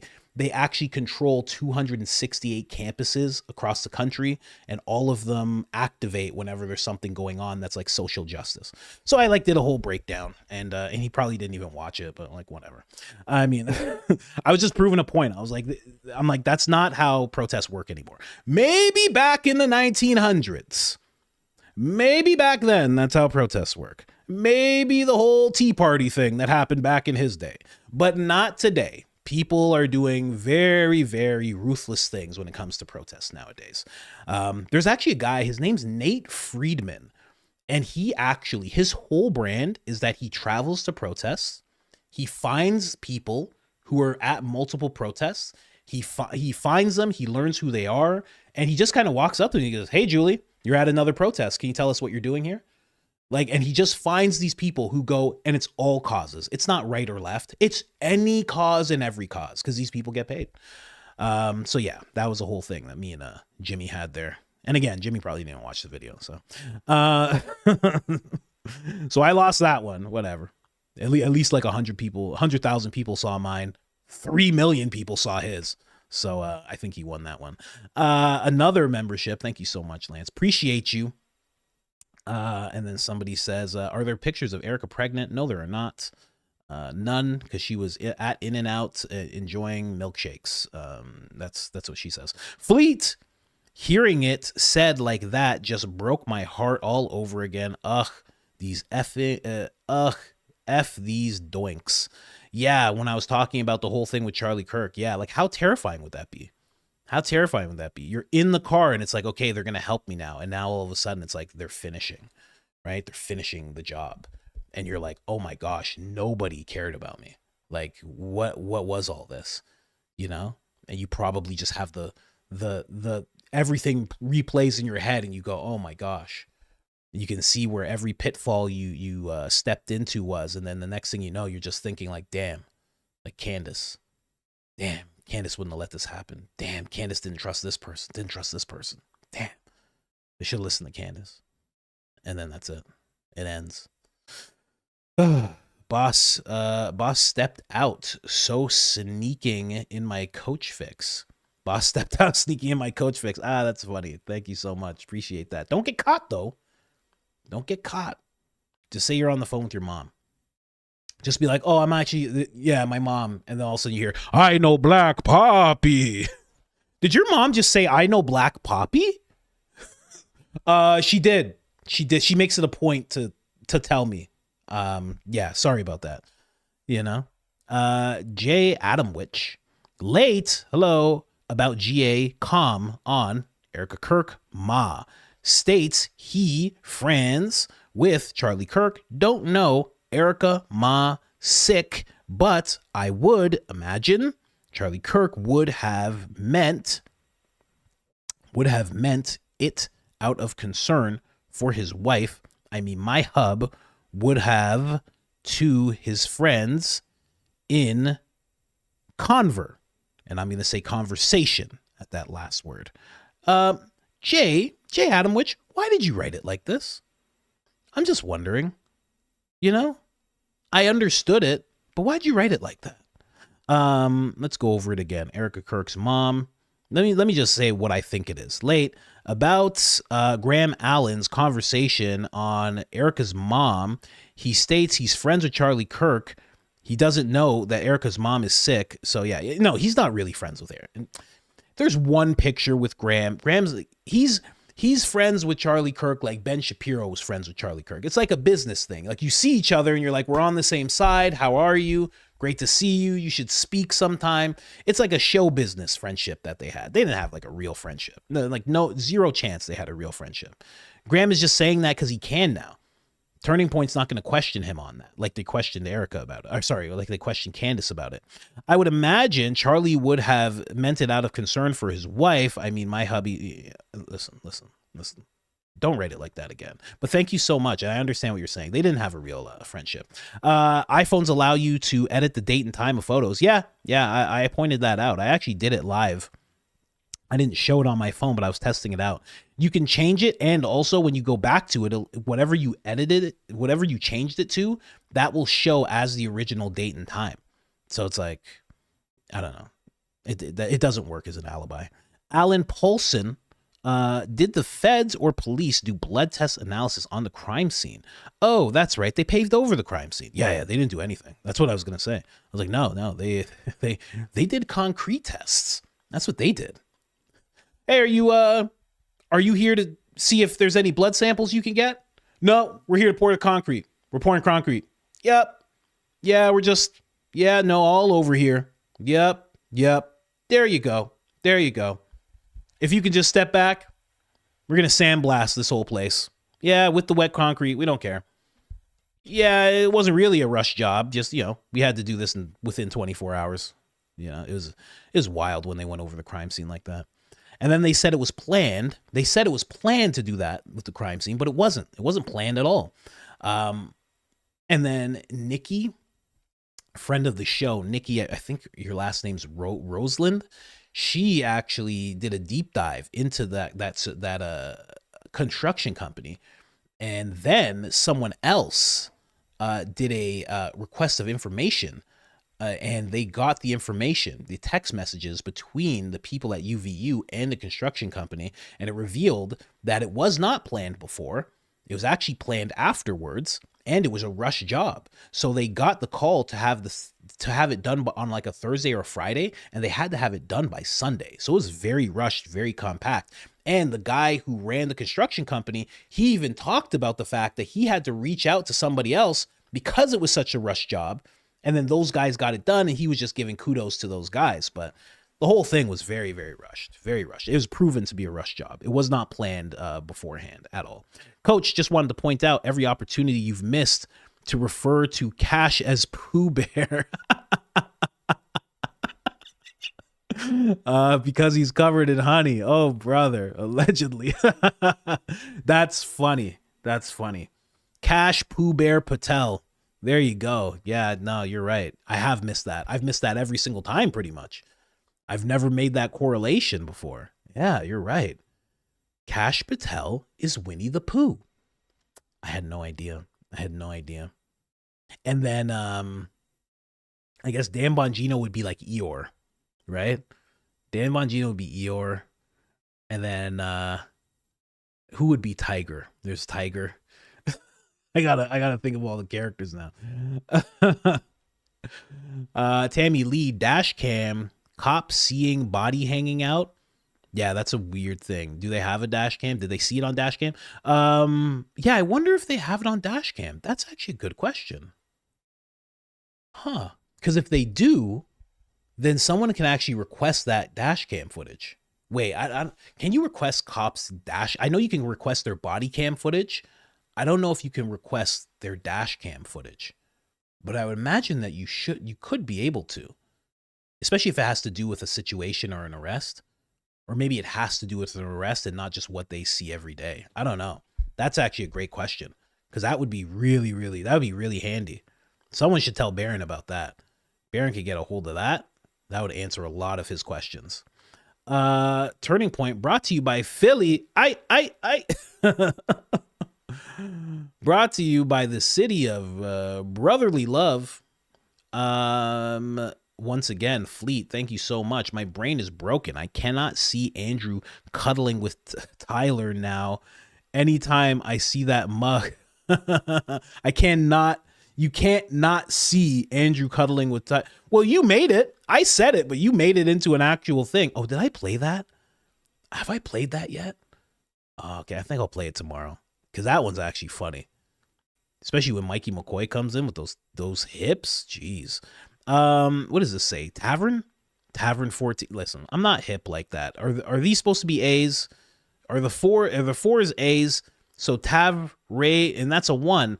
Rayan, Tav Rayan, you need a code like Dave Chappelle. After he says it, don't believe anything he says. Yeah, I saw that. Yeah, that's exactly what, right before he did the mic drop. He's like, what should my name be? What should the thing I say be? He goes, oh, yeah, that's right. I stand with Philadelphia. He just throws the mic in the air. I was like, wow, that guy's not afraid of nothing. That was a solid bit. Exactly. You do need those codes. You know, even Kanye had that. Kanye was like, listen, Kanye said, he didn't say a code word, but he said, if I leave for a while and come back, it's not me. That's what he said. He said that. And then he left for a while and came back. So as far as I'm concerned, it's not him. And I'm not making that up either. You can find him saying it. What does this say? What? Debachi gasolina? Am I tripping out? Debachi gasolina. Is that what that says? Guys, help me out here. Does it say Debachi gasolina? Jesse's theory really makes sense. He showed where you could see the tubes coming from Charlie's shirt. The snake eyes mirror accuracy. Tatum is fake to Candace. Oh, yeah. Tatum 100% is fake to Candace. It's actually ridiculous. Candace called him a brother while she was on the Hodge Twins podcast. And then he turns around and he's saying all sorts of stuff about her. She needs to not consider him a brother anymore, honestly. But yeah, Jesse's theory about Charlie being alive, the tubes. I'm gonna listen. I love Jesse. We talk messages. I don't believe that there's any tubes. Also, I don't believe there's any tubes coming from his neck. Now, Charlie, one thing that people were showing is Charlie had this thick part of his neck, but you can find that thick weirdness that you're seeing that looks like tubes. You can find that in multiple pictures because it's a weird thing he would do. Like, everybody loves Charlie, but Charlie had a weird mug on him. Okay, he was a odd guy. He was a really big guy, and he would like go like he'd had these weird neck twitches and stuff that he would do. It was very odd, but you can see that in multiple other pictures and videos of Charlie. Just watch anytime he sits under that tent and he's talking to people, you will see exactly what is being referred to there as tubes. That's just me. Again, I don't believe that whole theory of him being alive. So, but you know, Jesse's on it. But here's the thing. Here's why I don't believe it. Here's why I'm skeptical of it. He's still alive. Philadelphia had nothing to do with it. Completely exonerated. Turning Point Inner Circle had nothing to do with it. Completely exonerated. In fact, this actually makes the Turning Point Inner Circle into a bunch of heroes. Again, Philadelphia had nothing to do with it. Military had nothing to do with it. Fort Huachuca had nothing to do with it. Seems like everybody's off the hook once we go with this theory. I don't know about that. So that's why I'm not into it myself. Low TPUSA. Oh my gosh. Fleet once again. Fleet, friend of the show. Thank you so much, Fleet. Lance, my Jamie, my man. Thank you so much. Really appreciate you. Absolutely. This man is absolutely killing it with the Clips channel. I mean, this guy brought the Clips channel back from the dead like no other. Absolutely incredible job. He is making sure all you short form Sallys are getting exactly what you want. Shout out to him. Empathetic Dragonfly. No one seems to recognize that Terrell Farnsworth video appeared to be kill confirmation. Common military tactic to inform threat has been neutralized. Sleeping on how important / involved his role may be. Well, Candace was really analyzing, she was really analyzing him. She really pointed out some weird things that he was doing. Like when he said that he thought Google was going to hack him, and that's why he couldn't actually send the files over to Candace.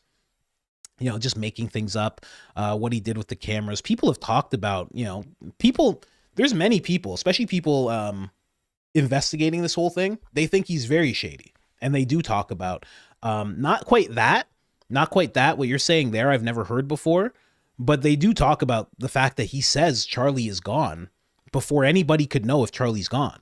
And if you watch the video, if you watch the video, you see that guy run before he could have even seen how bad it was, what happened to Charlie. So I get what you're saying there. I definitely get what you're saying there. But a lot of people have talked about like thinking that he's involved and whatnot. A lot of people have analyzed that. But what you just said there, common tactic that they use to show that the threat's neutralized, I've never heard that before. Andrew Colvette, so thank you for that. Andrew Colvette reminds me of Dorian Tyrell from The Mask. Mask On. Oh, that's so interesting. I know exactly what you're talking about. The evil guy who gets the mask. Wasn't that... Yeah, the evil guy who gets the mask and puts the mask on and wants the mask. Yeah. You're 100% right.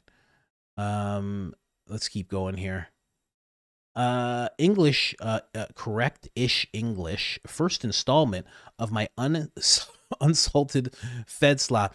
That's right, ladies and gentlemen. She just made an installment on her Fed slop. You can do the exact same for the low payment of 89 payments of $9.99. You can get unsalted Fed slop, okay? And can we go ahead and tell them what the Fed slop really does? Can I go ahead and tell them? This is just groundbreaking news, I'm telling you guys. This is Fed slop that you can use for any official narrative. Okay? This Fed slop works for any official narrative. You can use this on the Charlie Kirk narrative. You can use this on Redacted Jeff narrative. You can put this on any narrative. You pour it on any narrative. This Fed slop will make it look like the official story makes sense. The low payment, 49,000 payments of $9.99. Let's keep going here. I love hockey, but I'm glad I did not watch 1 minute. I love hockey, but I'm glad I did not watch 1 minute. Hockey? I have never watched hockey.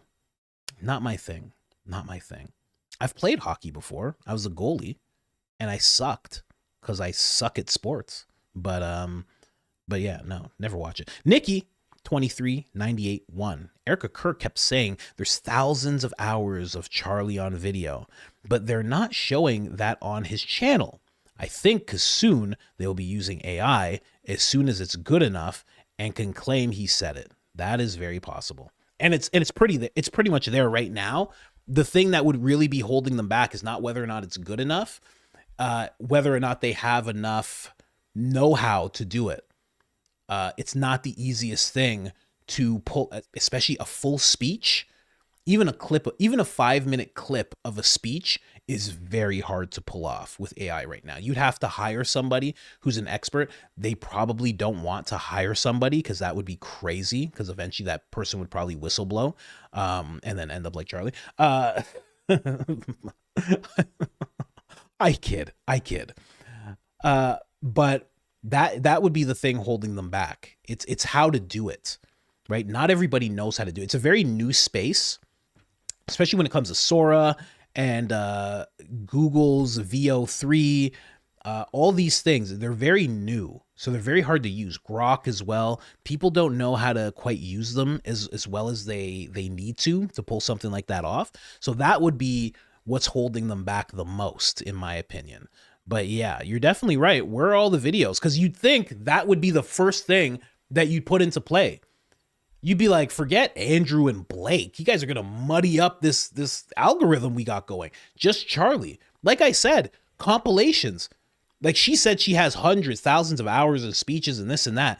All of that should just be day after day, just showing these things. Compilations, what Charlie really believed. Let's talk about what Charlie, top 10 things Charlie believed about faith. When Charlie accepted Jesus. There's so many different things that they could do with that channel other than what they're doing, because again, it's meant for official narratives right now. That's what it's meant to do. It's meant for the administration. That's what it's meant to do right now. Watch the debate between Zach Costello, hope I'm saying his name right, and Lisa Knows, that lady that was on with Gary. Yes, I saw a clip of it. I didn't really want to watch it. She's clearly being paid. Zach did a great job.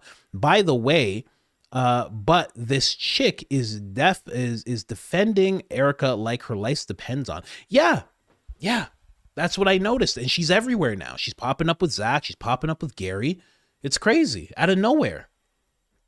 To think that she's, again, for there to be no financial incentive at all, and you're wasting your time doing this. Like, go look at that girl's TikTok. There's no money being generated. I don't even know she has a YouTube channel, but there's no money being generated at all. Why are you doing it otherwise? You're taking time. Like, if you have a job, you're working a job and then doing this, and you're not getting anything for it. I don't know, man. I don't know. It doesn't make any sense to me, honestly. Fleet, once again, shout out to Fleet. Thank you so much. Someone on Twitter seems to have a vendetta against you and is taking it out on my post. FYI, whatever. Who cares? Just ignore them. Who cares? And I don't know them. How am I like? I don't know. There's all sorts of people like that. I usually just block people. Like, if people are like, if somebody has like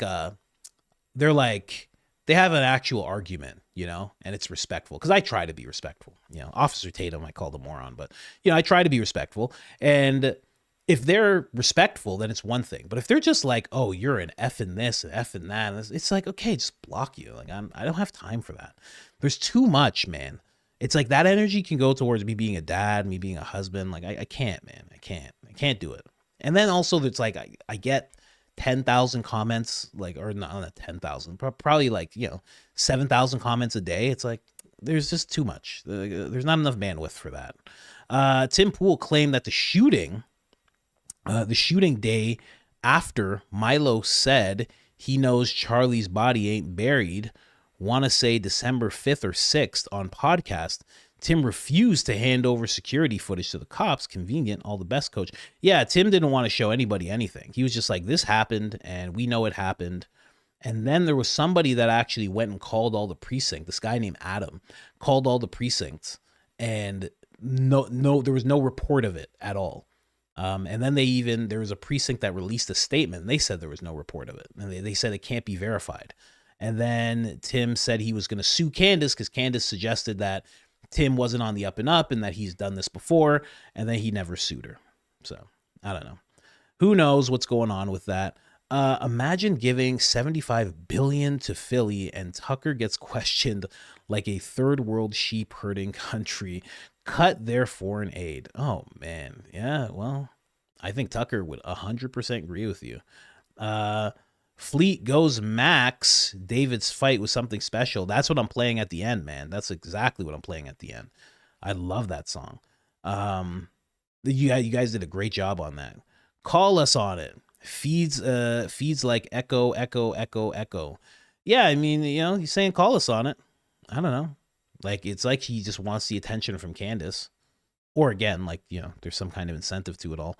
Marty Marty Lam Martina.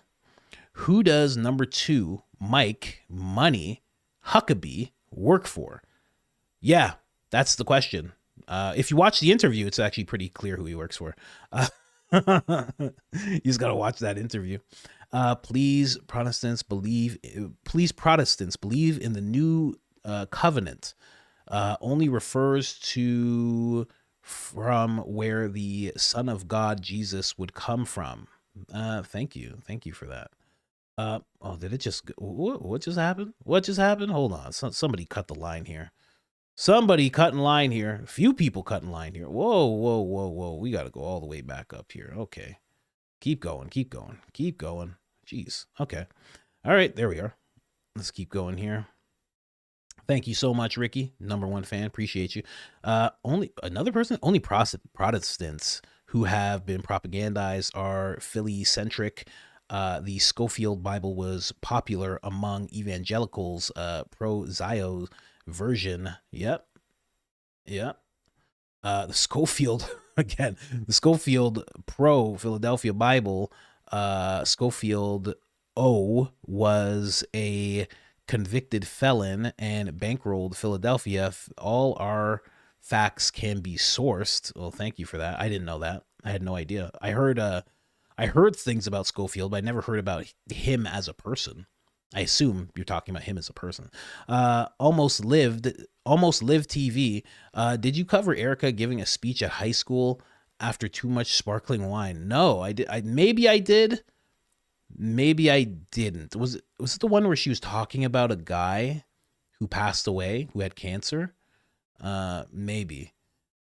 But there was music playing over it, and we had to cut the music, so I think the clip is still there. That was like 3 episodes ago. Please tell me how we are going for the armed man passed away on Mar-a-Lago grounds and Perez wasn't there. CK killed live and we do nothing in reality. Yeah, it's weird. And you'll probably know more about that guy than you do about Thomas Matthews. Cody, once you watch the video I made, you will see Graham can know what someone is going through and still do horrible things to them and lie to them. He feels no shame. I get that vibe. What does it say? Krista, or is it Christy? Krista? I'm saying it right? Krista feels like they're pulling out all the stops to distract us right now. Been something like every other day. Yeah, seriously. Jeff, aliens, Cartel, Mar-a-Lago, maybe even Gunther. Yeah, exactly. 100%. No, you're on point. Like, I don't give a damn. Iran-Contra affair/arms happened between 1981 and 86. Leslie started with that 5K, but in 1982 purchased purchased Victoria's Secret for approximately $1 million a year after Flow. Oh, so is that what that other person was talking about when they're like the illusion of money? Okay. Interesting. Okay. I did not know that. Fleet once again with the memberships. Lance once again with the memberships. Thank you guys so much.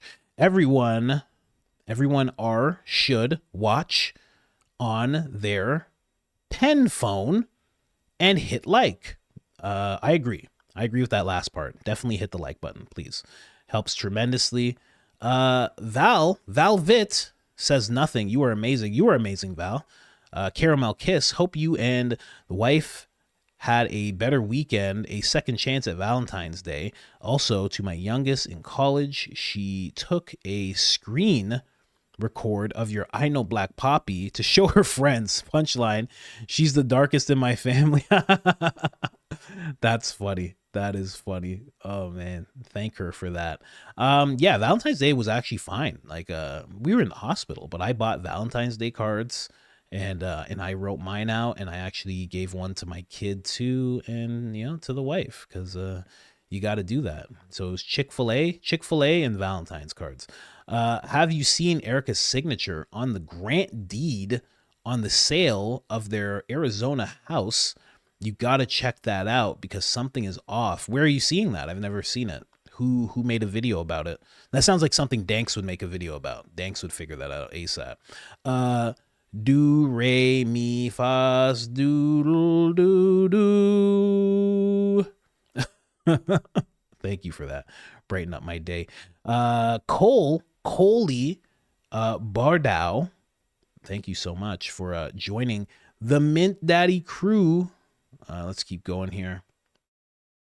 Only do ultrasound if necessary. No vitamin Keisha. No, yeah. Don't worry. I'm completely I'm picking up what you're saying. Trust me. You ever listen to my Eddie Bravo interview? Do I have the uncensored version? No, Eddie. I think Eddie plays the uncensored version. Pretty sure Eddie plays the uncensored version. Yeah, we talk about stuff. You can request the dash cam footage because I've done it before. You can request the dash cam footage because I've done it before. Okay, I didn't know that. So I guess it would just have to be figuring out what day, the 10th, obviously, and then that would be it. But then, yeah, I guess you can figure out what precinct you would request it from. Huh. I'm gonna message Baron about that after we get off. That is something to consider. Really. I just noticed Charlie didn't have on his wedding ring in Erika's video of him on his casket. Where's the ring? I think Erika wears the ring. I think she took the ring and she wears it. I'm pretty sure. I could be wrong about that. I feel like she took it off and she wears it on her fingers or on a necklace, but I could be 100% wrong. Charlie Kirk friends with Charlie Kirk and Erika friends with Graham Allen long time. Yeah, again, showbiz. They're 100%. They're not friends like, oh man, we're just great friends. They're 100% show business friends. A show business friend is like, hey man, like, you know, great content. You're doing great things in the movement. You know, like having a movement friend who's like doing things with you in the movement. You know, they're standing up to the woke mob and all that stuff together. There's a friendship there, but that's a show business friendship. It doesn't really go outside of it all that much. Like, I don't think they were meeting up and having barbecues together type stuff. You know what I mean? Mint Daddy crew, KJ, thank you so much for joining. CTV TAC 96, pull up Tatum's response to Jordan's behavior at Daytona 500. He says it's okay to pin. Oh, yeah, I saw that. That whole weird thing with Michael Jordan. Michael Jordan's like pinching at some kid and then he's like scratching his calf and just weirdness. And Officer Tatum's like, if his daddy ain't care about it, why do y'all care about it? His daddy ain't care so much about it, so what is it all to y'all? Why do all y'all care about it so much if his daddy okay with it? We're more upset if his dad doesn't care about it, okay? He's very weird. He's very weird. He's become very weird. Officer Tatum, and I'm calling it right now, Officer Tatum in 7 years becomes the new Mark Levin. I'm sure you thought it would be a different face that would replace Mark Levin. Officer Tatum is becoming Mark Levin. Yep. Watch. That's who he's becoming. Nice and slow. Actually, not even that slow. He's pretty fast. I think Harley P took out Mac Miller. Oh, yeah, for Philly. Because Mac wouldn't be one of them. He talked about being blackballed during his addiction. Oh, yeah. Yeah, Mac Miller, he was a real one near the end. And yeah, there was a whole thing. Like, his girlfriend was Ariana Grande. They had like a long relationship. He was really in love with Ariana Grande.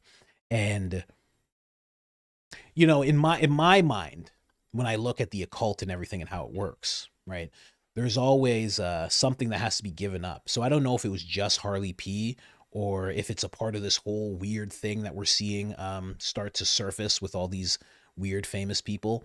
But I always think when there's a famous person, there's another famous person. One of them passes away. I'll just say, I always thought of Mac Miller like a sacrifice. That's what I thought, you know? And every time I see this happen, I say to myself, and sometimes I say it online, but I say, watch the other person's career and where their career goes. Because if there's two famous people And one of them's really addicted and really tormented and super talented, way more talented than Ariana Grande. And then he passes away. Watch the other one's career. And her career did do better. And now it seems like she has some kind of demon attached to her. So I think there's weirdness. I think there's a lot of Hollywood weirdness, guys. Like a lot more than anybody's talking about. We are at 3 hours and 18 minutes for everybody who came through and stayed with us that whole time. Absolutely incredible. Thank you so much. Did we hit the like goal? Oh, we didn't hit the like goal. Guys, come on. You should have hit the like goal for each other. If not for us, for each other, you should have done it. Why not? Yeah, I loved Mac Miller too. I really liked Mac Miller. Like, he evolved. He evolved as his fan base aged. He wasn't doing it purposely, but he evolved. Like, his last album was cool. It was just cool. It was really cool. But then also, and he was going in the singing direction, but he could also rap really, really well. And I was just waiting for both of those things to come together. Oh, man, he would have been so good right now. So good. So good. He was incredible. Incredible, Mac Miller, man. Incredible. And again, he was just one of those real ones. He didn't want to be a part of the whole thing. And I think, oh man, I think they got rid of him for that reason. I really do. Somebody else rolled in. Ian Went exposed Tatum at the end of November of this into December. It was an epic 3-part live. You have to watch it. It was the ultimate smackdown. I was seeing those little episodes. I even saw them go toe to toe, like in front of each other. I did see that. I found it very interesting because Officer Tatum really couldn't stand up to Ian all that well. This is not Ian Carroll. This is another Ian that's on X. He couldn't really handle himself all that well with Ian. It was kind of surprising that he even did it. He could have easily just been like kudos to him for actually doing it, because he has a much larger following than that Ian guy, like way larger. He didn't have to acknowledge him at all, but he did, and he sat down with him. But yeah, Ian was just taking him apart. Then Ian did a bunch of stuff where it was just him talking, and yeah, I mean, it's what everybody's seeing. Yeah, Ian just wanted to really focus in on it. Everybody is seeing it though. And yeah, shout out to him. He does a great job. People don't talk about that guy enough. He stays real consistent, and he really speaks his mind. He's a good guy.